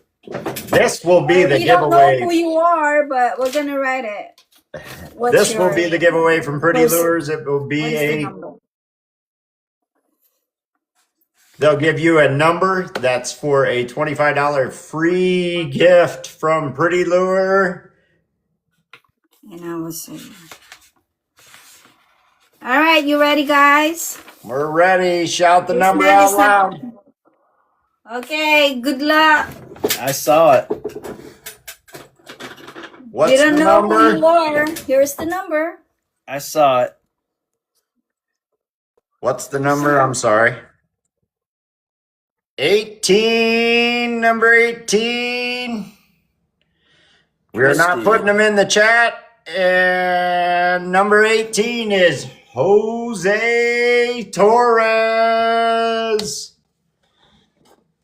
Yeah, That that is changed the Oh way yeah, to yesterday. night. it's not the numbers in the chat. It's the number up there, huh? Up Correct. there, up I at the got you. upper. Yeah, So okay. the fairest way that I can decide to do it, and I explain it at every podcast, is there is a number in the upper right-hand corner. Right now it is at a 35. Once I click on that and I am given the number, everybody in here has a number beside their name. And that number 18 was Jose Torres when I looked for it. I know a lot of people, when they're doing the auctions, will do a giveaway and they let everybody throw a number up in there. That's very hard for me to keep up with just being by myself. So I always pick it from up here at the side. It was number 18. Let's congratulate him, Jose Torres. Congratulations, Jose Torres. And I want to say something more before this podcast ends. We would like to feature you, and in order for us to feature you, you need to follow us. Yes. We need you to follow us on Facebook. Okay. We pin it on our Facebook account. So make sure if you want to be featured, we want you to follow us mostly on Facebook. Okay? There you go. Yeah, because we want to make sure that we see you, we see your work, okay? And in that way we can tell everybody who you are. We will know you through Facebook. Is there anything else you want to add? That's it. And then as many people that want to be on the website as a featured artist, there's a featured artist page. I'm way behind on adding people, but we are collecting a stack. And I try to write up a little quirky thing about each and every one of them and put them on there. That way people can find you, know what kind of social media you have and all that, so they can go over and just say, hey, I want to check out this guy's stuff. Yeah. Very nice. Twisted. Make sure you're following them. Twisted, I see your comment. So those numbers change throughout the entire thing. It is the number that I see beside your name when I go up there and start looking. That's why I was having them shout out the number. I think he put the number in the chat. Oh, yep. That is the way they do it on the auction. I don't do it that way here just because I can't go through all those numbers. It would take so much time. Sometimes I have 40 to 50, sometimes 60 people in here. I'm not going to do it that way. No, you're fine, buddy. You're fine. I try and explain it beforehand, and that's my mistake. I didn't go over that quite well enough before we did the giveaway. But it's always this number in the upper right-hand corner. You'll see the power button. You'll see the top gifters. And then there's a number of how many people are in here. Say 32 people right now. When I click on that, it puts a number beside everybody's name, and that's how I pick it. That number does change throughout the entire thing. So it's whoever's name is beside that number when I look at it. It's the fairest way I can decide to do it. I think we got a fishy one down here. Okay. Jose Torres, please send us a message. Do you want it a message like you want it in a coupon or a custom Thank bait. you. Thank you, moderator.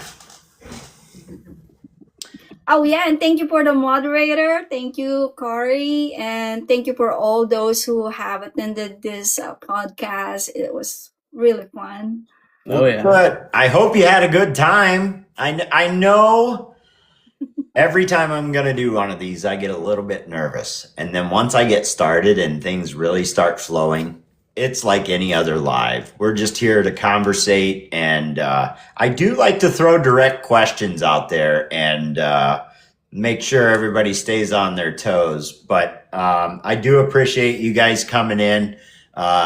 This is not over. You guys have questions, you can keep going. If they need to get off of here and they have something to do, they definitely can. Now we're good for now. Get out of here. Bye. I'm talking to Have a JM great Jigs. evening. I'm not leaving yet. No. Oh, okay. I thought you were. I'm talking to JM Jigs. He said, I think y'all should dress the same next time. I don't know if Where my he's... glasses. I can't see, but This Let's is his go. favorite color. Is it? it's I a work shirt too. But it is.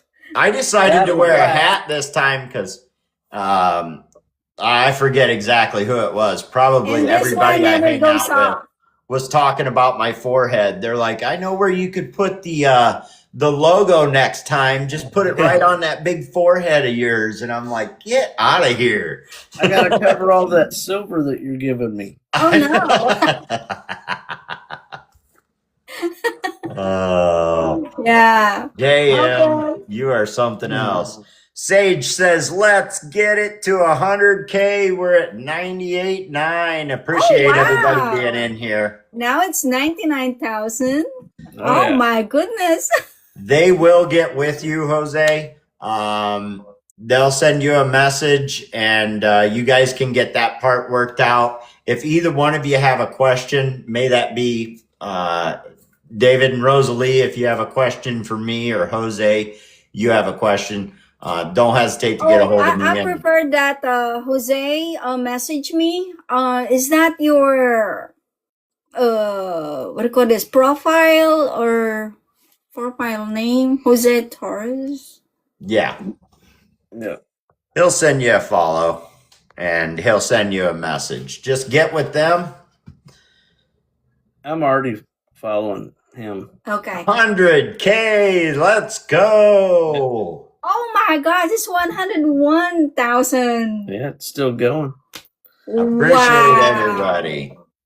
There was a lot of people in here. I appreciate you guys having the patience and letting us try and keep up with the questions in the chat. What I have found while doing this podcast is it's actually a lot of entertainment and it is a lot of fun and it brings in more people if we can take questions out of the chat and hand them right off. The whole point in starting this podcast was A, we want to know more about all bait makers. B, we want to bring the whole community together. And I think letting the questions come out of the chat, even though I have an entire book of questions here, is sometimes the best way to go. And the longer this goes on, the more people that are coming in here and they're getting more active in that chat. And they definitely have questions they want answered. So I do appreciate you guys. Don't ever be afraid to throw a question up in there. I seen Tim asking if we can get airbrush parts. I think he's referring to the H&S, but we got all that for Iwata. Wow. There's more airbrushes up there. The paint. I did email H&S this week already. I'm trying to get parts for all that stuff, if that's what he's looking for. Okay. I seen a question down there too. Great podcast. Thank you, Bear. Appreciate you coming in. What size hooks would be recommended for the textured wee shads? That comes from Killjoy Custom Lures. Depending on the hook, I would say number 6 or 4. That's why I always go right in between. Some are wider than others, and different hooks. But yeah, they're saying a 4. I wouldn't be afraid of some 6s, but that's not all of them. People in the chat, if you've got a question, right now is the time to ask it. We have such a group of painters down here right now. Some of the best painters that I know are down here in this chat, and they're answering your questions. So if you've got a question, now is the time. Would you like to see some of the resin pours that I started last night? Yes. I didn't get them all done, but I'll go grab them.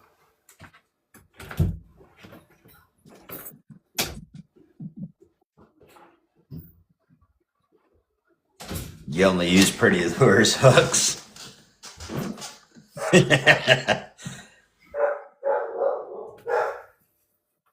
He says, "Oh, sneaky peeky." I hope everybody enjoyed the podcast tonight. I do believe, just a bit of information for you. I may end up. Let Bonnie get something. She already. Let her out. I may end up changing the name a little bit. I was planning on doing some different things with the podcast. I know this is a live segment, so I'm starting to download the episodes, and I was going to start uploading them. I won't say where, but I was gonna start uploading them. There is someone else out there with a very similar name on a different platform. So I may just go and drop beneath the surface. I may just go with the Pondcast. So just P-O-N-D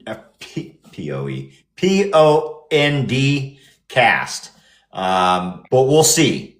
You could do Uncle Corey's Pondcast. Yes, I could.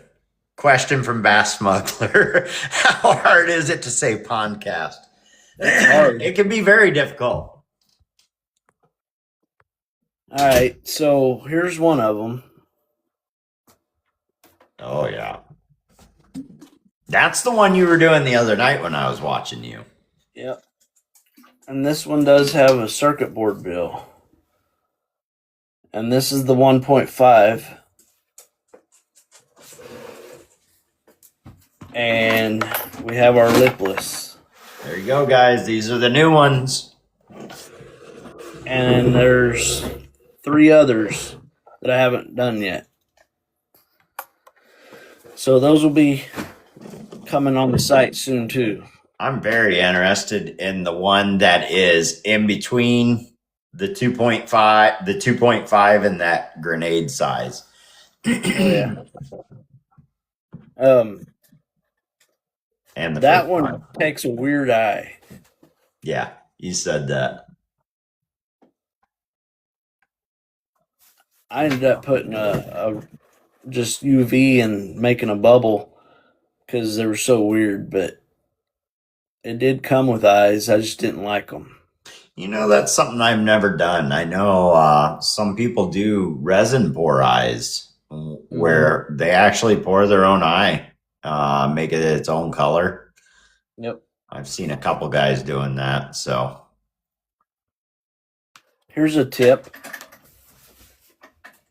When I started making eyes for myself, I found that a lot of confetti is like 6 millimeter. Okay. And I could use the metallic round confetti and just put the epoxy on it and make a glowing eye because it hits that foil. Yep. And reflects, and that is a really easy way to make an eye. I think it was Brasher Bates I seen the other day. He was just using a rhinestone. Yeah. Calvary does that too.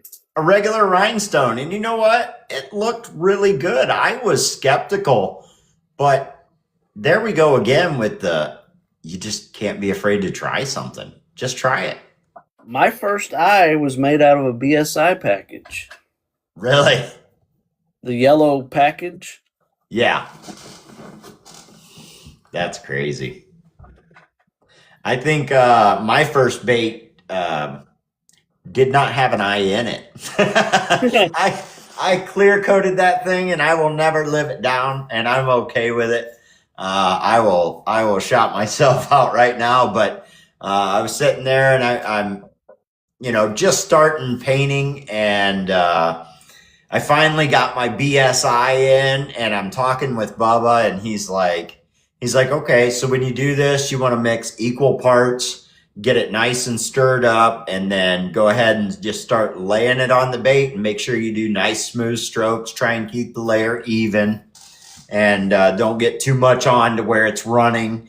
And I'm doing it all, and I'm concentrated on what I'm doing, and I'm like, look at it. Doesn't that look good? He goes, hey, buddy, where's the eyes? Oh, man. I can't believe I forgot the eyes. As a matter of fact, Done it. It's not going to let me show it. I can turn Turn it your off. hand behind it, maybe. Yeah. Not an eye in it. I've got blind. the green screen to the back, so it's fully cleared. This is one of my first baits, and you can tell, but not one eye. Now, I could put an eye in it, and I could re-clear over it, but I'm not going to. That one will stay here forever. It's either blind or it's sleeping. Right? Hey, that thing don't need to see where it's going. I know where I want it to go. Yep. That was the answer to Benster. Somebody said I learned. Oh, JM said I learned the confetti from Dave. In the trees. It's like the perfect little size for your crankbaits and like S cranks and Yeah. that size. But you can't use it for everything. So, like I was telling you, some things are going to change. I think I'm going to change the name a little bit. Try and find something that nobody else has. I know there is no podcast on TikTok with that name, right? But there are in other places, and I would like to spread this word out even more. It seems like everybody's pretty receptive to it. It's doing great, and from the bottom of my heart, I thank you all for coming in, supporting what I'm doing. Even the guests that I'm having come in. This is just out of their own free time. So I have the rest of January. All of January is fully booked, and I'm starting into February, and I still have plenty of people to get a hold of. I was speaking with my wife the other night about how I'm going to continue to ask people to come on this podcast, and she had some ideas about randomly just picking people. The last thing I ever want, and I hope you all can understand, I don't want anybody to think that I haven't looked at you. I haven't chose you to come on here. By all means, if you would like to be on here, send me a message. That just helps me. Sometimes it's really hard to think of absolutely everybody on here.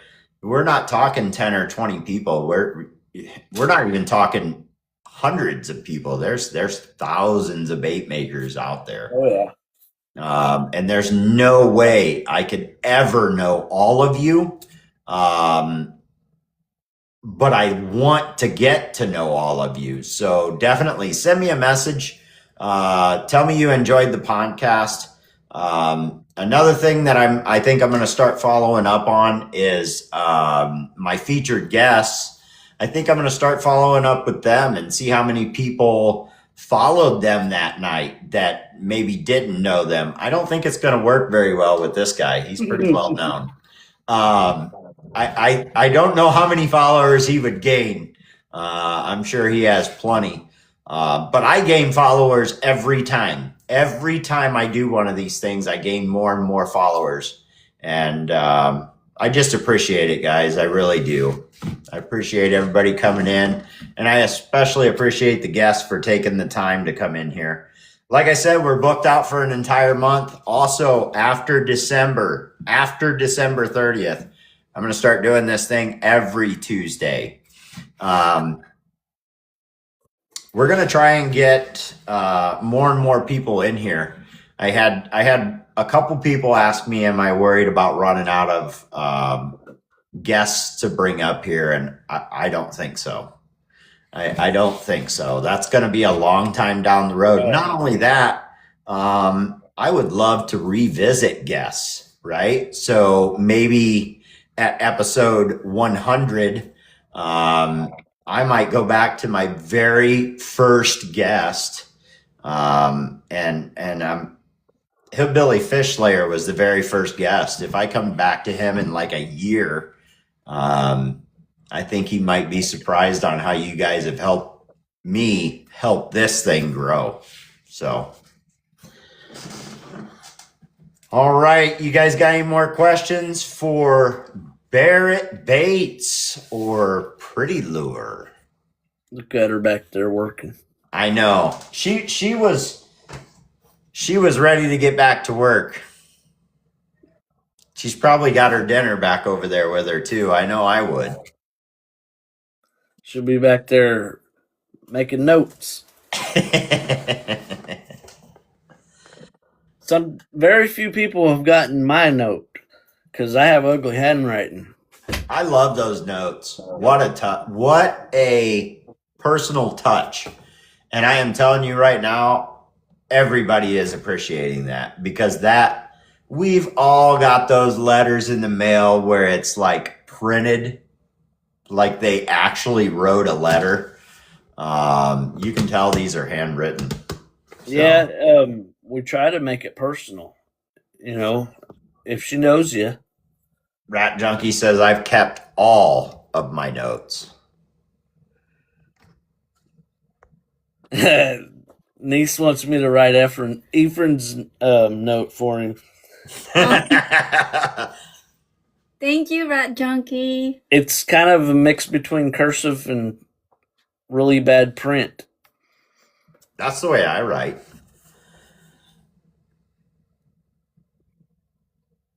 That is definitely the way I write. It's like if Spanglish or whatever was handwriting, that would be my writing. Spanglish. Old Adam Sandler reference there. I don't get notes. No. That's because your stuff's hand delivered. What are you talking about? Half the time he has to box it up himself. That's what I was getting ready to say. Or he's over there. I'll be like, he'll go, I put in a order. I said, when you coming? Skeeter Lures says, I always look forward to my orders for the notes as well. It's a good touch. It is a good touch. That, and then like the freebies, I try to keep it bait maker related too, you know. Yep, that's just over the top and amazing. We really appreciate that. I know I always look forward to opening up that package and see what came with it that time. Because just because you ordered lures, you know, sometimes the free gift kind of sticks to your order, and sometimes it's kind of an off the wall type thing. I had been waiting forever for these little boards, right? Yeah. This green screen every time. Anyway, it's the little 4x4 stencil cutting board. Oh yeah. Uh-huh. And you guys sent the precise knife right along with it. Yeah. And I use Those it. are handy. Yeah, they are great. And those things are sharp. Yeah, they Sharp. I'm afraid my cat's going to find out at one point. Yeah. Twisted, we do have the 10 millimeter and the 8. And they glow big time. We can show them now if they like. Just There's a good comment. Killjoy. I always like the freebies. Okay, I'm gonna turn off the They're lights. awesome. Okay, for our buddy to see. Okay, Where's you ready? I guess. They've Yeah, been you in a- just put it like that over there on top. Just do it. Alright, ready? Okay. Alright. Oh. Oh, you just killed the computer. I did the computer. Okay, there you go. Oh yeah. No more computer tonight. That means you guys can take the night off and go to I bed. need that. I need that. Okay. No. I need some light. Some light. They Golly. did glow. I'm not sure. Did we put them on the site yet? I don't think so. I'm not sure yet. We got a bunch of stuff to put on the site. The beads. We got new paints. Oh, this thing, it is really awesome. Hold on, you gotta charge it. Charge it. Okay, there you go. Alright. Ready? Yeah. Hey, there you go. They Those glow for a long glow. time. Right. Yeah. Yeah. Super Yeah, bright. these are the skirt tab, glow pink. If you want them. That's with no flake in them. Very Oh. nice. We got the materials to do the wedge tails now. We got more tabs coming. They're probably in customs already. They're coming, yeah. With more They just material arrived. for tabs, so we're gonna be pumping out wedge tails a lot. Well, my only request is that you get her out fishing this summer at least once. Take a day Yeah. off. Get her out Relax. fishing this winter. Yeah? No. Do you ice fish? No, we don't have. Oh, A place to never do it. mind. I'm sorry. You guys are way down there. Yeah. I don't know why I assume everybody gets ice. There's a lot of people that are down south that I know. I was talking to Bass Smuggler the other day. He's like, I have to get up north. He goes, I want to go ice fishing one time. If I could ever win the lottery, I would love to just travel around and go fishing with everybody. Right. Well, that would be You know what I mean? Yeah. I'm looking forward to this expo in Alabama because a lot of people are going, Yeah. and I'm going to get to actually meet them in person. And that's going to be awesome. And I don't know exactly what's happening yet. Like, I'm going to say in 2027, if everything's still going like it is, good, we're going to try to go January, February, March, kind of in a loop to a bunch of shows. Yes. You know, You got to get further up this way. that'll be the plan. The one in Columbus, probably be up there. Chipper They're Bates all is, like within a week apart, so we can do like a little tour. yeah, because you've got Chipper Bates and S&J and Wicked Witch and all those bait makers that are up here. And forgive me if I'm not saying your name. I was just throwing out a few, but you've got them all, they'll go to the Columbus show, and then there's also one over toward Cleveland, right? So that's a big area as well. Make it to the Michigan. Someone told me we have lakes up there. Yeah. I really want to get up there to where you're at, Tim. Gotta go. Where's see he at? Benji Where's he too. at? Is he in the UP of Michigan? By Detroit. Oh, well, he's not that far from me. Detroit's only like 2 hours from me, and that's only because I don't take the boat all the way across the lake. There's one in Sacramento even that I'd like to hit. Yeah. They actually called yesterday, but I don't think we'll be able to make it this year. I have never been as interested in fishing trade shows as I am now. And I'll tell you now, it's not because I want to put lures in it. It's because I want to meet the guys that I talk to every day on here. I want to get out there and shake their hand, tell them it's nice to finally meet them and hang out with them a little bit. Columbus is going to be a good one this year. Yeah, Critters. Critters lives, I think, closer down toward Dayton, I believe. Correct me if I'm wrong, Critters, but there's a lot of guys up here in the north. I mean, there's a lot of us all over the U.S., let's be honest. All over. I want to see, like, on, the pirate ship, there's like a map of everywhere you ship. I have not looked at that. I'm pretty sure that you can access that, and I want to see where all our baits have gone. Yeah, let me. This might go quick, and if you're okay with it, I'm just going to open up the boxes. People can jump up here if That's fine with me. All right, give me just a second, guys. Don't start requesting yet. Give me just a second.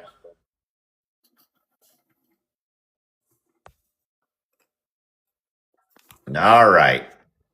If you guys would like to come up in here, you can request, and I'll put you up in the box. You can talk with us. Howdy.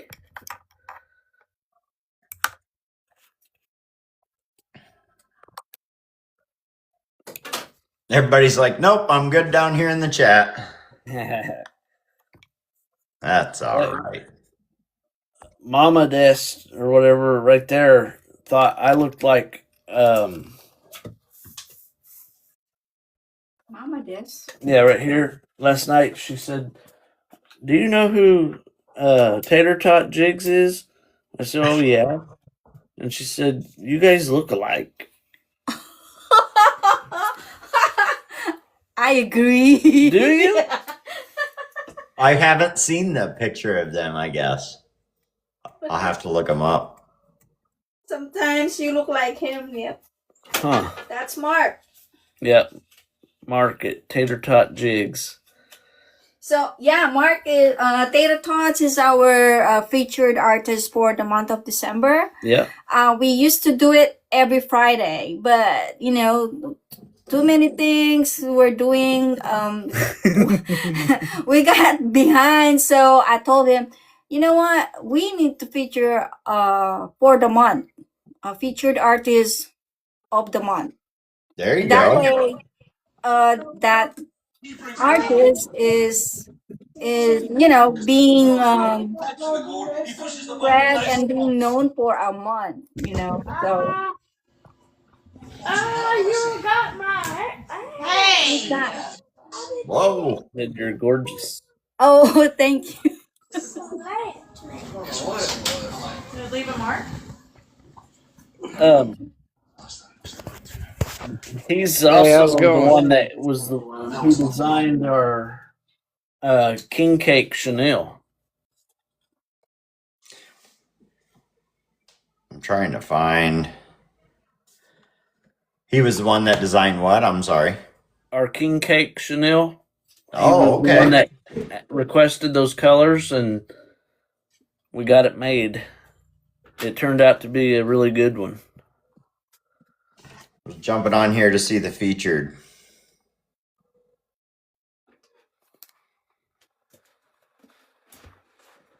I'll have to look that up in a second. Flounder, welcome in. Oh, you're all right, Killjoy. Yeah, you're good. I thought somebody wanted to come join us. He's also really close to us. Is he? Yeah, the other day he ordered some stuff, and I was going to my mom's house, and I had to go through there, so we just delivered it to him, and he made her a Christmas ornament lure. So she got to, that'll be getting put into the shadow box also. Very nice. There's a lot of people. I think I'm seeing less Christmas lures right now, which was kind of surprising to me. But I seen a lot of Halloween lures, and they weren't going through the auctions very well. So I don't think anybody really jumped on the bandwagon of the Christmas lures, but I myself believe it's a great idea. I'm a Christmas guy. The wife is Halloween. So I've also kicked around the idea of having a complete tree in here in my bait making room and covering it in lures. So awesome, TRS. We did a thing, and we're going to continue doing it probably. Like with our custom Chanels, our exclusives, we'll do like Halloween colors, and they're on sale for like the whole up until Halloween. And right now we have Christmas colors on sale. We're basically doing a Black Friday 2.0. We put a bunch of stuff that was on sale again, and all the Christmas Chanel or colors for Christmas are on sale. Because, bait makers, they need to be able to tie up some Christmas jigs and sell special edition stuff. yes, That's why we do that. And for Halloween, we actually did a bunch of stuff just for Halloween. We had the Witchy Woman, the Ready Freddy, the Candy Corn, a bunch of Chanels were made just to take care of it. And we got, for Christmas, we have the Pretty Debbie, which is like the Little Debbie Christmas trees, things like that. That's cool. I like that Whatever stuff. we can think of to get guys to have something different. Yeah. My goodness, guys, up to 120K likes. That's amazing. When you guys are in here, I don't ask for the likes. I don't ask for the gifts. But you guys just pour it out there, and it's so greatly appreciated. I couldn't ask for better friends to have in here, better people to be around. This is only the third episode, and I can only see it going up from here. Oh yeah, it's gonna be good. And we talked, putting it over on that other platform is gonna get a huge audience that none of us get. Yeah, and I think I'm gonna have to change it up a little bit for over there as far as the name. One thing I figured out, I ordered a huge tapestry for back here. And as much as I don't like the way the green screen plays, sometimes it looks really well sitting behind me as a green screen rather than the tapestry. I just got to get it narrowed in. I think everybody can tell I can't quite get all of the name in there, and we're missing some of it. So I'm going to work on some of that stuff. I might need a content creator to help me out a little bit. I can get it done, but I struggle getting it just the way I like things. So I'll get better at that stuff. I definitely was not going to have my whole podcast mirrored with the sign hanging behind me. Like I said before, when I raise, my right hand and and move it to the left. That's the way I want it to go. I can't stand when everything's backwards. Yep. So, well, I am sure you have plenty you have to do. I got some things I've got to take care of. There's about 11 people still hanging out in here. I appreciate you guys hanging out to the very end. And I'm sure other people are going to start up some lives. So make sure and go over there and hang out. Debbie Christmas tree. TRS says, I call it the Little Debbie Christmas tree honker.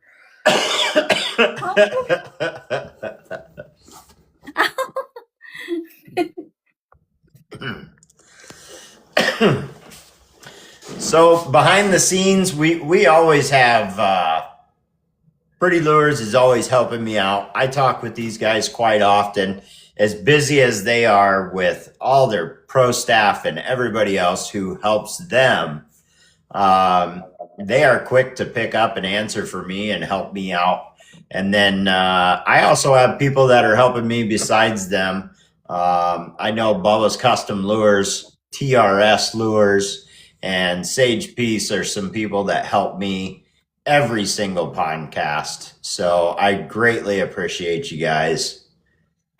Yeah, Killjoy, I've done some like dressed hooks on some crankbaits. I don't think I've done any silicone yet. It may work. I don't know if it would affect the action at all or help it. It could probably go along with a lot of paint jobs with the silicone. You know, I should have mentioned earlier to people, you know, whenever we first started talking to you, and if there was an issue come up like it did, we try to reach out and talk to the person, you know. We want them to feel comfortable about contacting us if they need something. You know what I mean? Yes. And don't be afraid. I mean, if there's something you're looking for, contact us. We may have it. If you're having trouble getting something on the website, can't find it, let us know. Anything. Yeah. You guys are great with that aspect. I don't think that can be preached enough, that you can personally contact them and they will get back with you. Yeah, I don't want people to think it's just like a business. So you ordered and we took your money and into the transaction. It's not like that. You know what I mean? Yeah. Don't be afraid to pick up the phone and just call and ask or whatever. Mm-hmm. Yeah. Well, how many people have done exactly what I did? And I double ordered, right? So I ordered some stuff from them.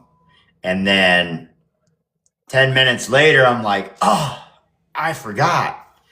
And it wasn't, I think I ordered late at night and it was the next morning, because I'm sure you were getting ready to ship it out. I got a phone call and it was about my double order. How many companies have you ever double ordered from that have called you and said, hey, I see you double ordered. We're not going to do that. And then turn around and make it right with you. Well, these guys did. That was the first time I personally talked with David. I told him to call you the following morning. Yeah. In a case like that, we'll make a code for free shipping on your next order. That way you're not paying shipping twice. I hate shipping costs.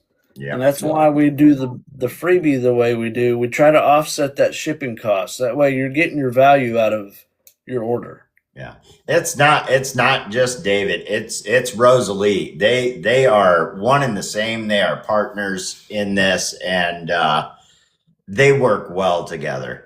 I couldn't tell you what all goes on behind the scenes. I'm sure it's a lot. And if you guys don't think it is, go ahead and order from them once. See how fast things turn around and how fast things happen.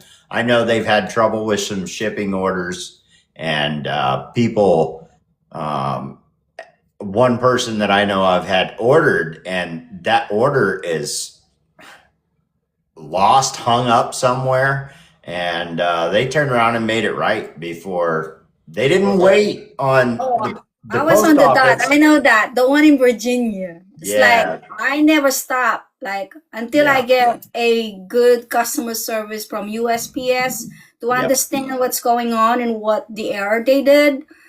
It takes really a good customer service representative, to solve the issue.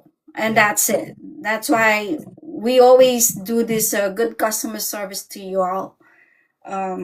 You know, we make mistakes. Don't forget we're just human. I sometimes there are times that I forgot an item and I resolve that quickly, like send it the following day right away. As soon as I can, I will send whatever I miss.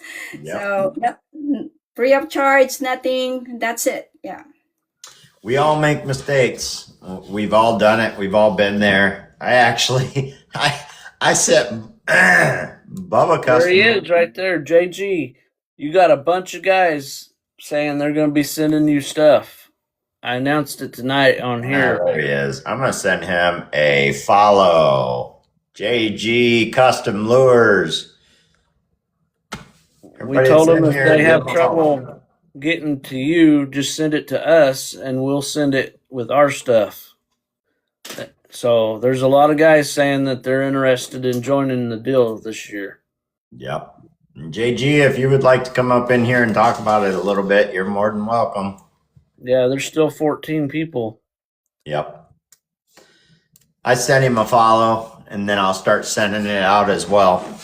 Alrighty. Yeah, start mentioning that to anyone you can. That way we can put together the biggest one yet.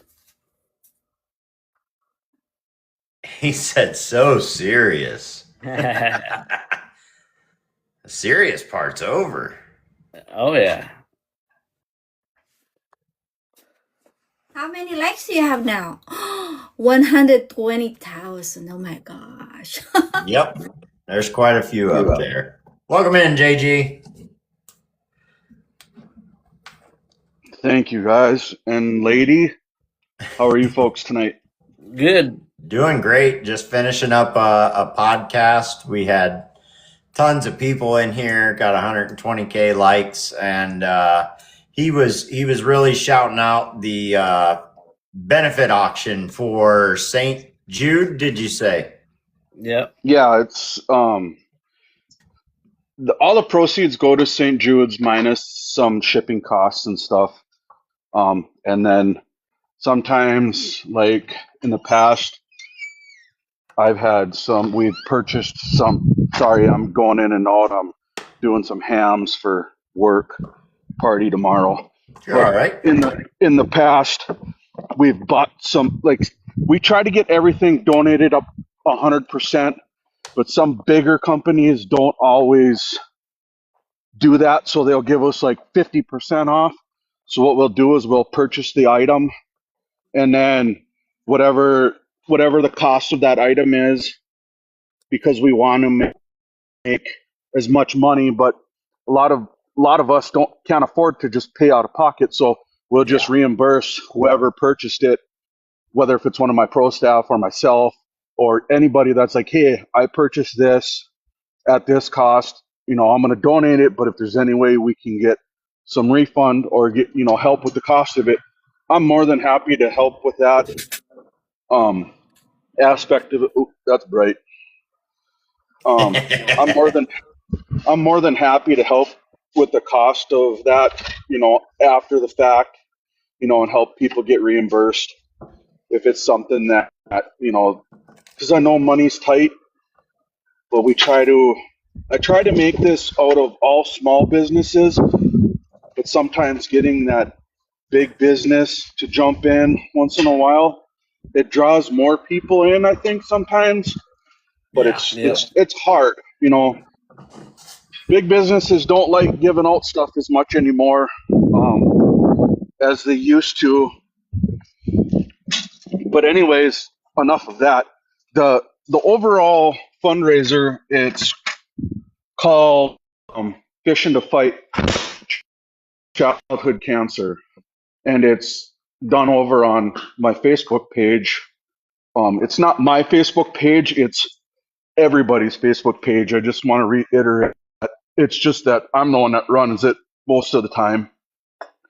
So like Dave with Barrett's Baits and whoever else comes in, it's just because I'm the one that runs it and does everything. I'm the crazy SOB that puts all this together in his garage.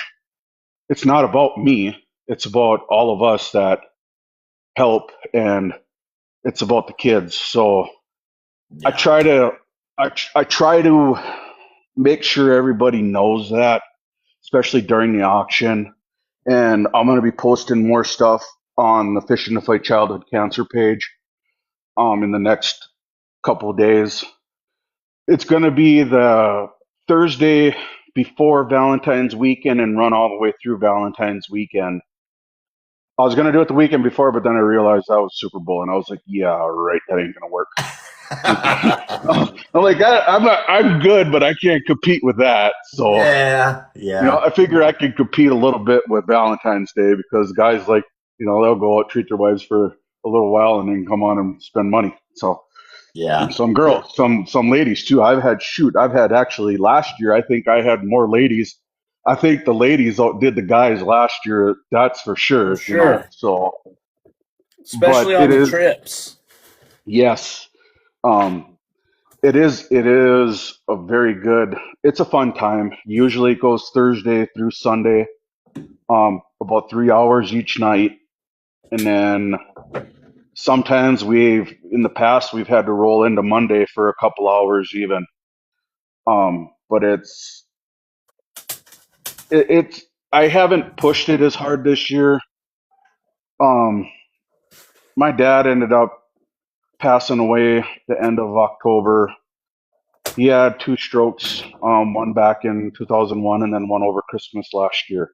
And then over the last, up until August, he was slowly declining. And that was the biggest reason nobody has really seen me on here, because I was spending time with my family, and I'm still, him not being around, especially with coming into the holidays. It's just been, it's different. Mm-hmm. Yeah. He That's was understandable. he was probably one of my biggest supporters, even though he couldn't talk. But every time he went out to the bars or anytime he seen somebody, he would always hand out a business card, and and he'd come over and sit with us and help us do stuff. Yeah.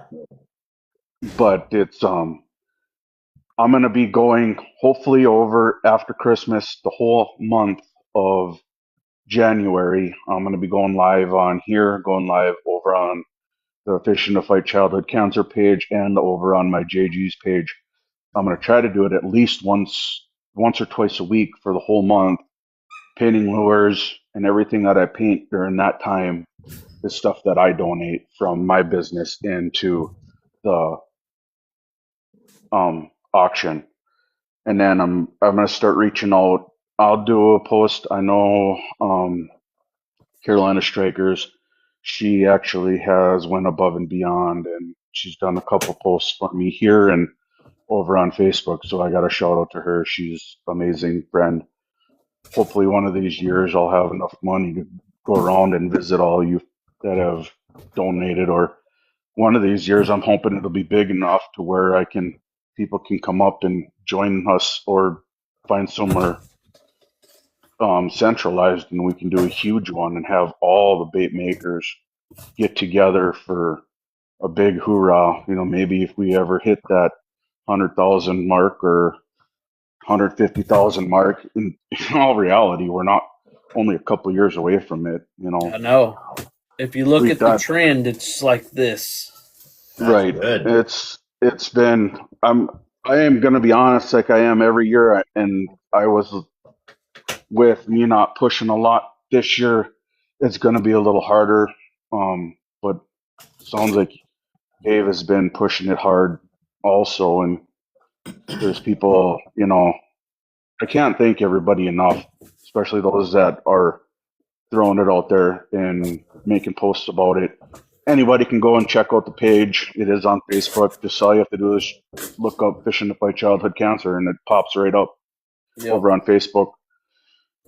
And you can send Dave, any of the people that have done it in the past, they know how to get a hold of me. Dave's got my direct number. I'll give it out to anybody that's part of the fundraiser too. So if you ask him, that's Dave, he'll give you my info, and you guys can reach out to me directly. You know, and I don't ask, I've said this and I'll say this every single year. I only ask those that donate to donate what they can afford to donate. I don't need people going broke. I don't need people thinking that they have to donate hundreds and thousands of dollars worth of stuff. I do have some bigger businesses that donate a few big items, and I have, you know, a couple guys that do trips and, you know, guided trips around the area up here in Minnesota. So if anybody ever wants to travel to Minnesota, I get some really good fishing trips up here. But if anybody knows anybody south, you know, and you guys can round up some trips or get some people down there to donate trips, that'll pull in other people from around the United States, because it seems like it's always the same people that show up every year, and a lot of them are just from the northern Midwest area. And I want this thing to be all throughout the whole United States. You know, I want to be shipping stuff to California, Alaska, New York. You know, I'd like to get a guided trip on each coast, you know, north, south, east, west. You know, hell, if there's anybody that has connections up in Canada that want to throw anything out there, so it's like anybody can, you know. And I know it's travel, but if you talk with these businesses or these guided trips and you work it out and be like, hey, I know you did it for this next year, but can we change the dates so I can come out in 2 years so I can save for it? A lot of companies are willing to work with that. Northwater Tackle, I'll have to look you up. Yeah, he's up by you out there. Well, I appreciate you coming in and talking about it a little bit. I know as soon as it was mentioned that the chat started blowing up with people saying talking about getting over there and they could donate and stuff like that. So I just got back in here. So us bait makers donate lures. Yeah. So he's talking about lures for St. Jude's for childhood cancer. Yeah. Yeah, it's like I was saying, it's this will be my 6th year doing this coming up in February. And all I do is I reach out, or whoever, like a lot of the past people that have done this auction with me, they reach out to people also and they mention it. And you just donate whatever you can afford. Like I said earlier, I don't ask people to donate hundreds and thousands of dollars worth of stuff. I ask people, if it's only one lure, it gets your name out there. If it's 10 lures, that's awesome. 1 lure to 10 lures. If it's 20 lures, whatever people can afford to donate, that's all I ask. Yeah. I'm never gonna put a limit or a minimum on what people have to donate, because some people just can't afford that and they just want to help the cause. That's all. Yeah, Bubba. You can reach out to me, Bubba. Just message me on here or over on Facebook. You can message me through my personal Facebook or my business Facebook or the actual Fishing to Fight Childhood Cancer. Everything comes up to me, and then I do a live auction on Facebook. I wish I knew how to do it so I could stream both TikTok and Facebook at the same time, but it's super hard to do that and be able to.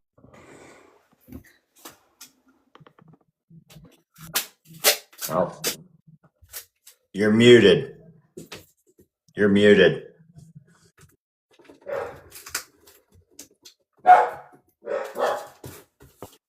Can you hear me now? Yes. Yep.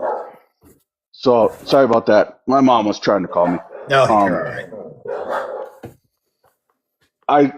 I stick to the Facebook profile just because they don't with, and I'm not trying to say this to be disrespectful to TikTok, so please don't ban me. They don't allow a lot of auction stuff on TikTok. At least I don't know about it anymore. Facebook, they don't care. You can do. I've done a lot of them over there, so that's the main reason why I stick over on Facebook. Yep. I've been looking into doing that other one, that new auction site, WhatsApp or whatever it is. Yep. But I've talked with a few people. There's a lot of stipulations with shipping stuff out with that. It has to be out within so many days. And this is a one-man show that my friends and family come and help. So it usually takes me a week to 2 weeks to get everything shipped out. Yeah. Yeah. Yeah. In the past, you should see the tables of stuff. Wow. I mean, think about it. It's not that easy to raise that kind of money. Yeah. So Tim I don't says know. he usually donates. That's nice. Just for a little back insight, this all started on a whim. One night I was painting lures. Then it was me and one other guy jumped in. Daryl Wood from High Tech Custom Painted Baits. He messaged me and threw some stuff in, and I literally was pulling stuff out of my own tackle box that night and throwing it up. And it went from a couple $100 to over 2,000 the first year. Then it was 5,000 the second year, 7,000 the year after that, 15,000 the year after that, and 20,000 last year. So over the last 5 years of doing this, we've raised over $62,000 just from us bait makers and a couple local businesses that have donated stuff. And it's not just bait makers. I want to put that out there. Anything outdoors. We're doing anything outdoors. I like to keep it outdoors, camping, anything family outdoor related, is because it's about the kids. You know, kids Yeah. like doing all that stuff. So that's what we're all about. And like I keep saying, it's not me. I'm just a crazy SOB that decides to put his family through 3 weeks of hell. And my wife through about a month and a half of the house being in shambles and boxes everywhere. But Yeah. in the end, it's everybody comes together and we try to make it happen. Hopefully one of these years I want to be able to bring the check down to the main St. Jude Hospital and do a live while I'm presenting it with kids all around. That's one of my biggest dreams, and hopefully that'll come soon. I'm Oh, do hoping you maybe that pause? $100,000 one. Uh-huh. What's I that? just have a question. So after all of this, this fundraising, do you pause like a proof that like a big check given to this St. Jude? He does it on the radio. Oh, he show. does it. I Yep, I use the way I've been doing it, and I'll probably kind of roll with it for a while longer, is I do it through a local radio station. I kind of go with the local radio station, even though I'm doing it on my own too, but it's through them, and it kind of helps bring them in, like more people in for their auction, and because it's a radiothon. So like last year, Yeah. I threw out there and I got to reach out to these people. I just, with my dad's health conditions, I literally put everything on hold until his passing in October. So it's like I have to reach out and finish in order to You know, get them all done people before the needs auction to and during see the auction. how you deliver the donation. He does it live. He does it live. Okay. I do it. Yeah, I want to see Yep, that. I do it. I usually do it live. I do it live when I go down to the radio station. because I present it through B105 in Duluth. It's our local radio station that does the radiothon for St. Jude. And then I just call it the Fishing to Fight Childhood Cancer. So that's our kind of tie-in, and all the money that they raise and we raise goes in one big pot, and they send a check down. Well, one of these years, I'm gonna maybe it. I'm kind of leaning on maybe in the next couple years, kind of pulling away from doing it with them and just doing our own big thing, and then actually bringing the check. Hopefully, one year, if we ever hit 50,000 or 100,000, where we have a huge check where we can maybe get a few of us bait makers together that are all part of this and actually do a trip down to I think it's in Tennessee that the main office is, and present the check to them directly with a bunch of the kids around. I think that would just be awesome. Oh, Yeah, yeah, that's that's- awesome. That's really an amazing thing you're doing, and I think tonight you got some more exposure, and may see a few new people sending some things in. So A lot of people said they would. yeah, Yep. That's awesome. All I ask is if we can. I know Christmas is right around the corner, and it's the worst time of the year to ask people to start shipping stuff out. But the sooner I can get it, the sooner I can start posting people's stuff. I usually try to post once or twice a week all the way through January on products coming in. I don't get everybody on there, but at least it gets a bite out there for people to be like, oh, look at that, or look, that's a new person. So it's like I already made one post on one of the local guys here in northern Minnesota that it's for his first year. And so it's starting, and I do have a couple things that came in the mail, so those things will be posted in the next couple nights here. So well, you can see it down there in the chat. You got Bubba's Custom Lures says they're in. Sims says contact me. You're probably gonna have to contact them, Sims. I'm sure they've got a lot going on. You've got JG Customs right there, and you can find the Facebook page as well. I told them earlier on here, if anybody has trouble or can't find a way to get them to you, send them to Pretty Lures, and we'll send them to you. Yep. yeah, that works too. That North way, Waters says he's in. go wherever, and it can all get sent in one shipment. Yep.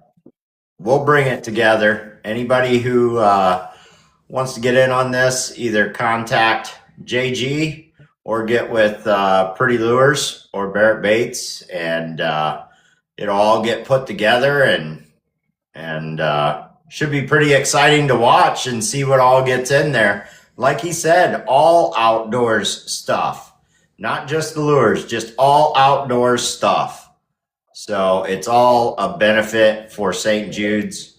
He gets all of the benefit donation to St. Jude's besides what it costs for the little bit of shipping, which is expected when you're doing it on that kind of a scale. I couldn't imagine what some of the shipping could turn into. Well, last year, Ask Dave how much it cost for his tackle box he won a few years ago. It was like $150, I think, to ship it out. But that's one other thing that I sorry, I do mention during the auction and prior to the auction. Kind of look at what you're winning and how much you're winning. Like if there's people that'll come in there and they'll just go hog wild and they'll win 4, 5, 6, 7 auction lots.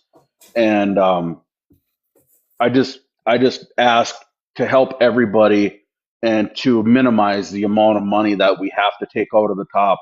Send an extra 10, 15, 20 bucks on top of a what lot of you're people winning. were. Yeah, a lot of people were. Actually, I think we came out almost perfect last year. I only had to throw in maybe like 20 or 30 bucks from on the top of the shipping, or I just covered it myself. I can't remember what I did, but it was really close. Everybody was throwing an extra 10, 15, 20. Heck, there was people saying, I don't want to win it. I don't want to bet on anything, but here's $50. Just put it towards shipping. Yep. Yeah.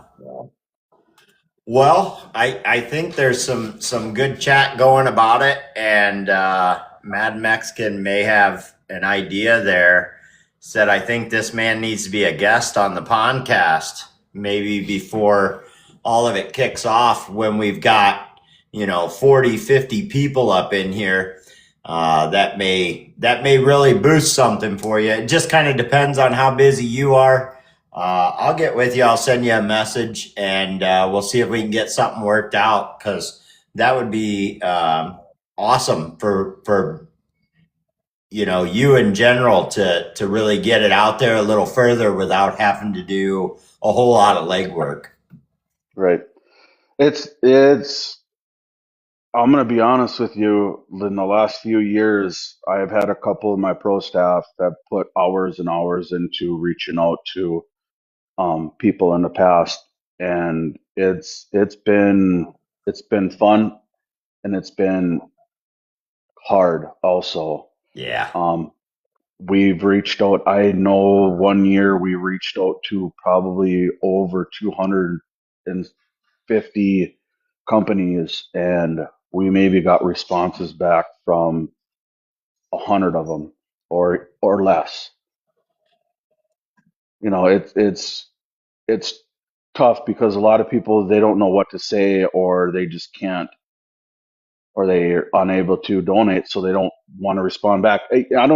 I'm the type of person where if it's a no, it's a no. I'm not going to haggle people about it.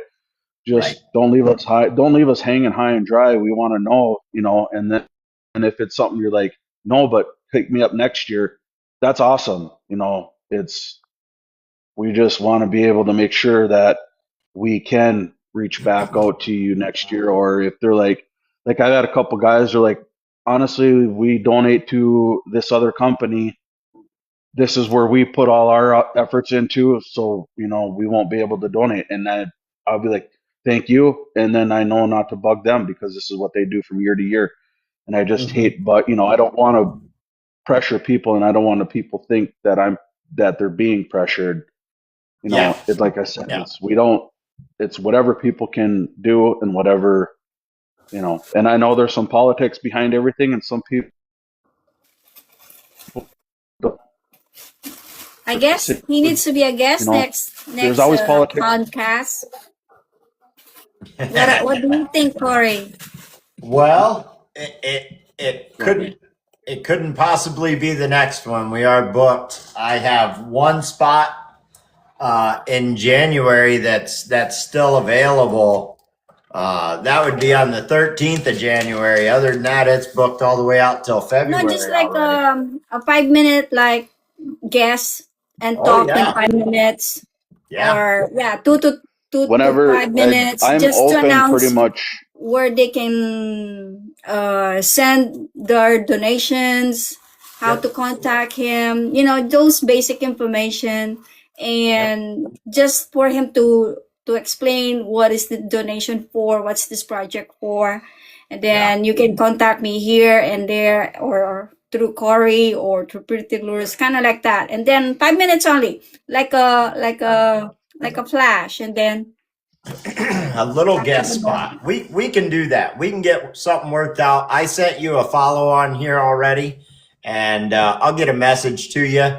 And it's definitely something we can get worked out. And if you're on a time crunch, we can just get you in for a few minutes, maybe 5 or 10. We have people in here right now that are watching this and probably sharing it out, and it's going to be talked about here for quite a while.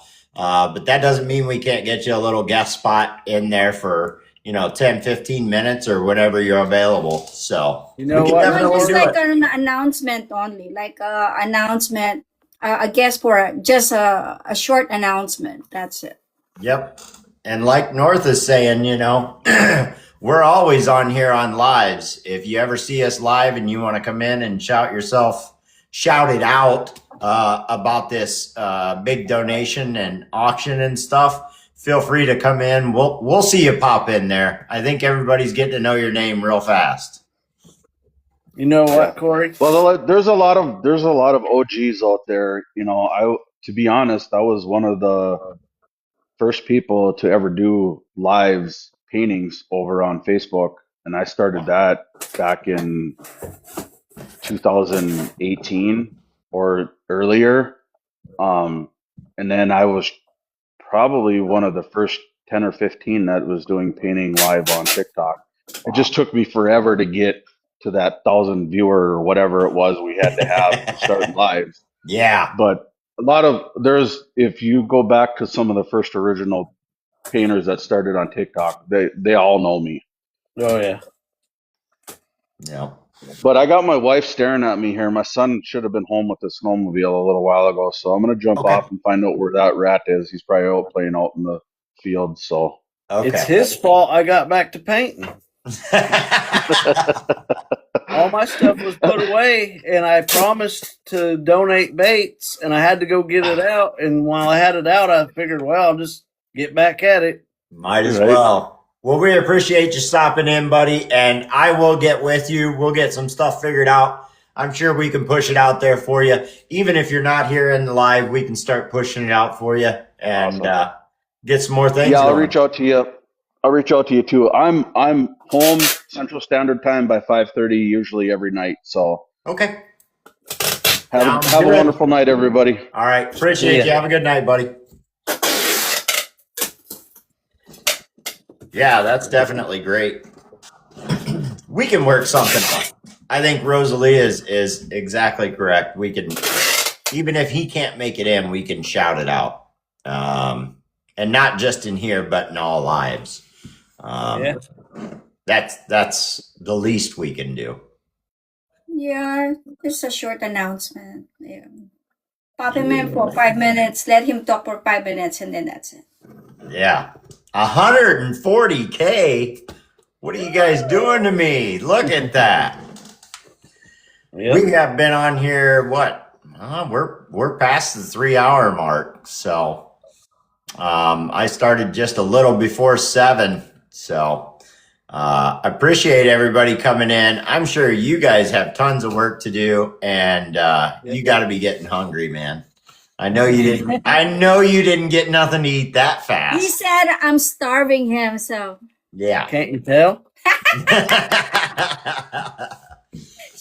Well, make sure you guys get yourselves something to eat, get some rest tonight. We appreciate all you do, and I greatly appreciate you guys coming on. I appreciate all you do for the podcast.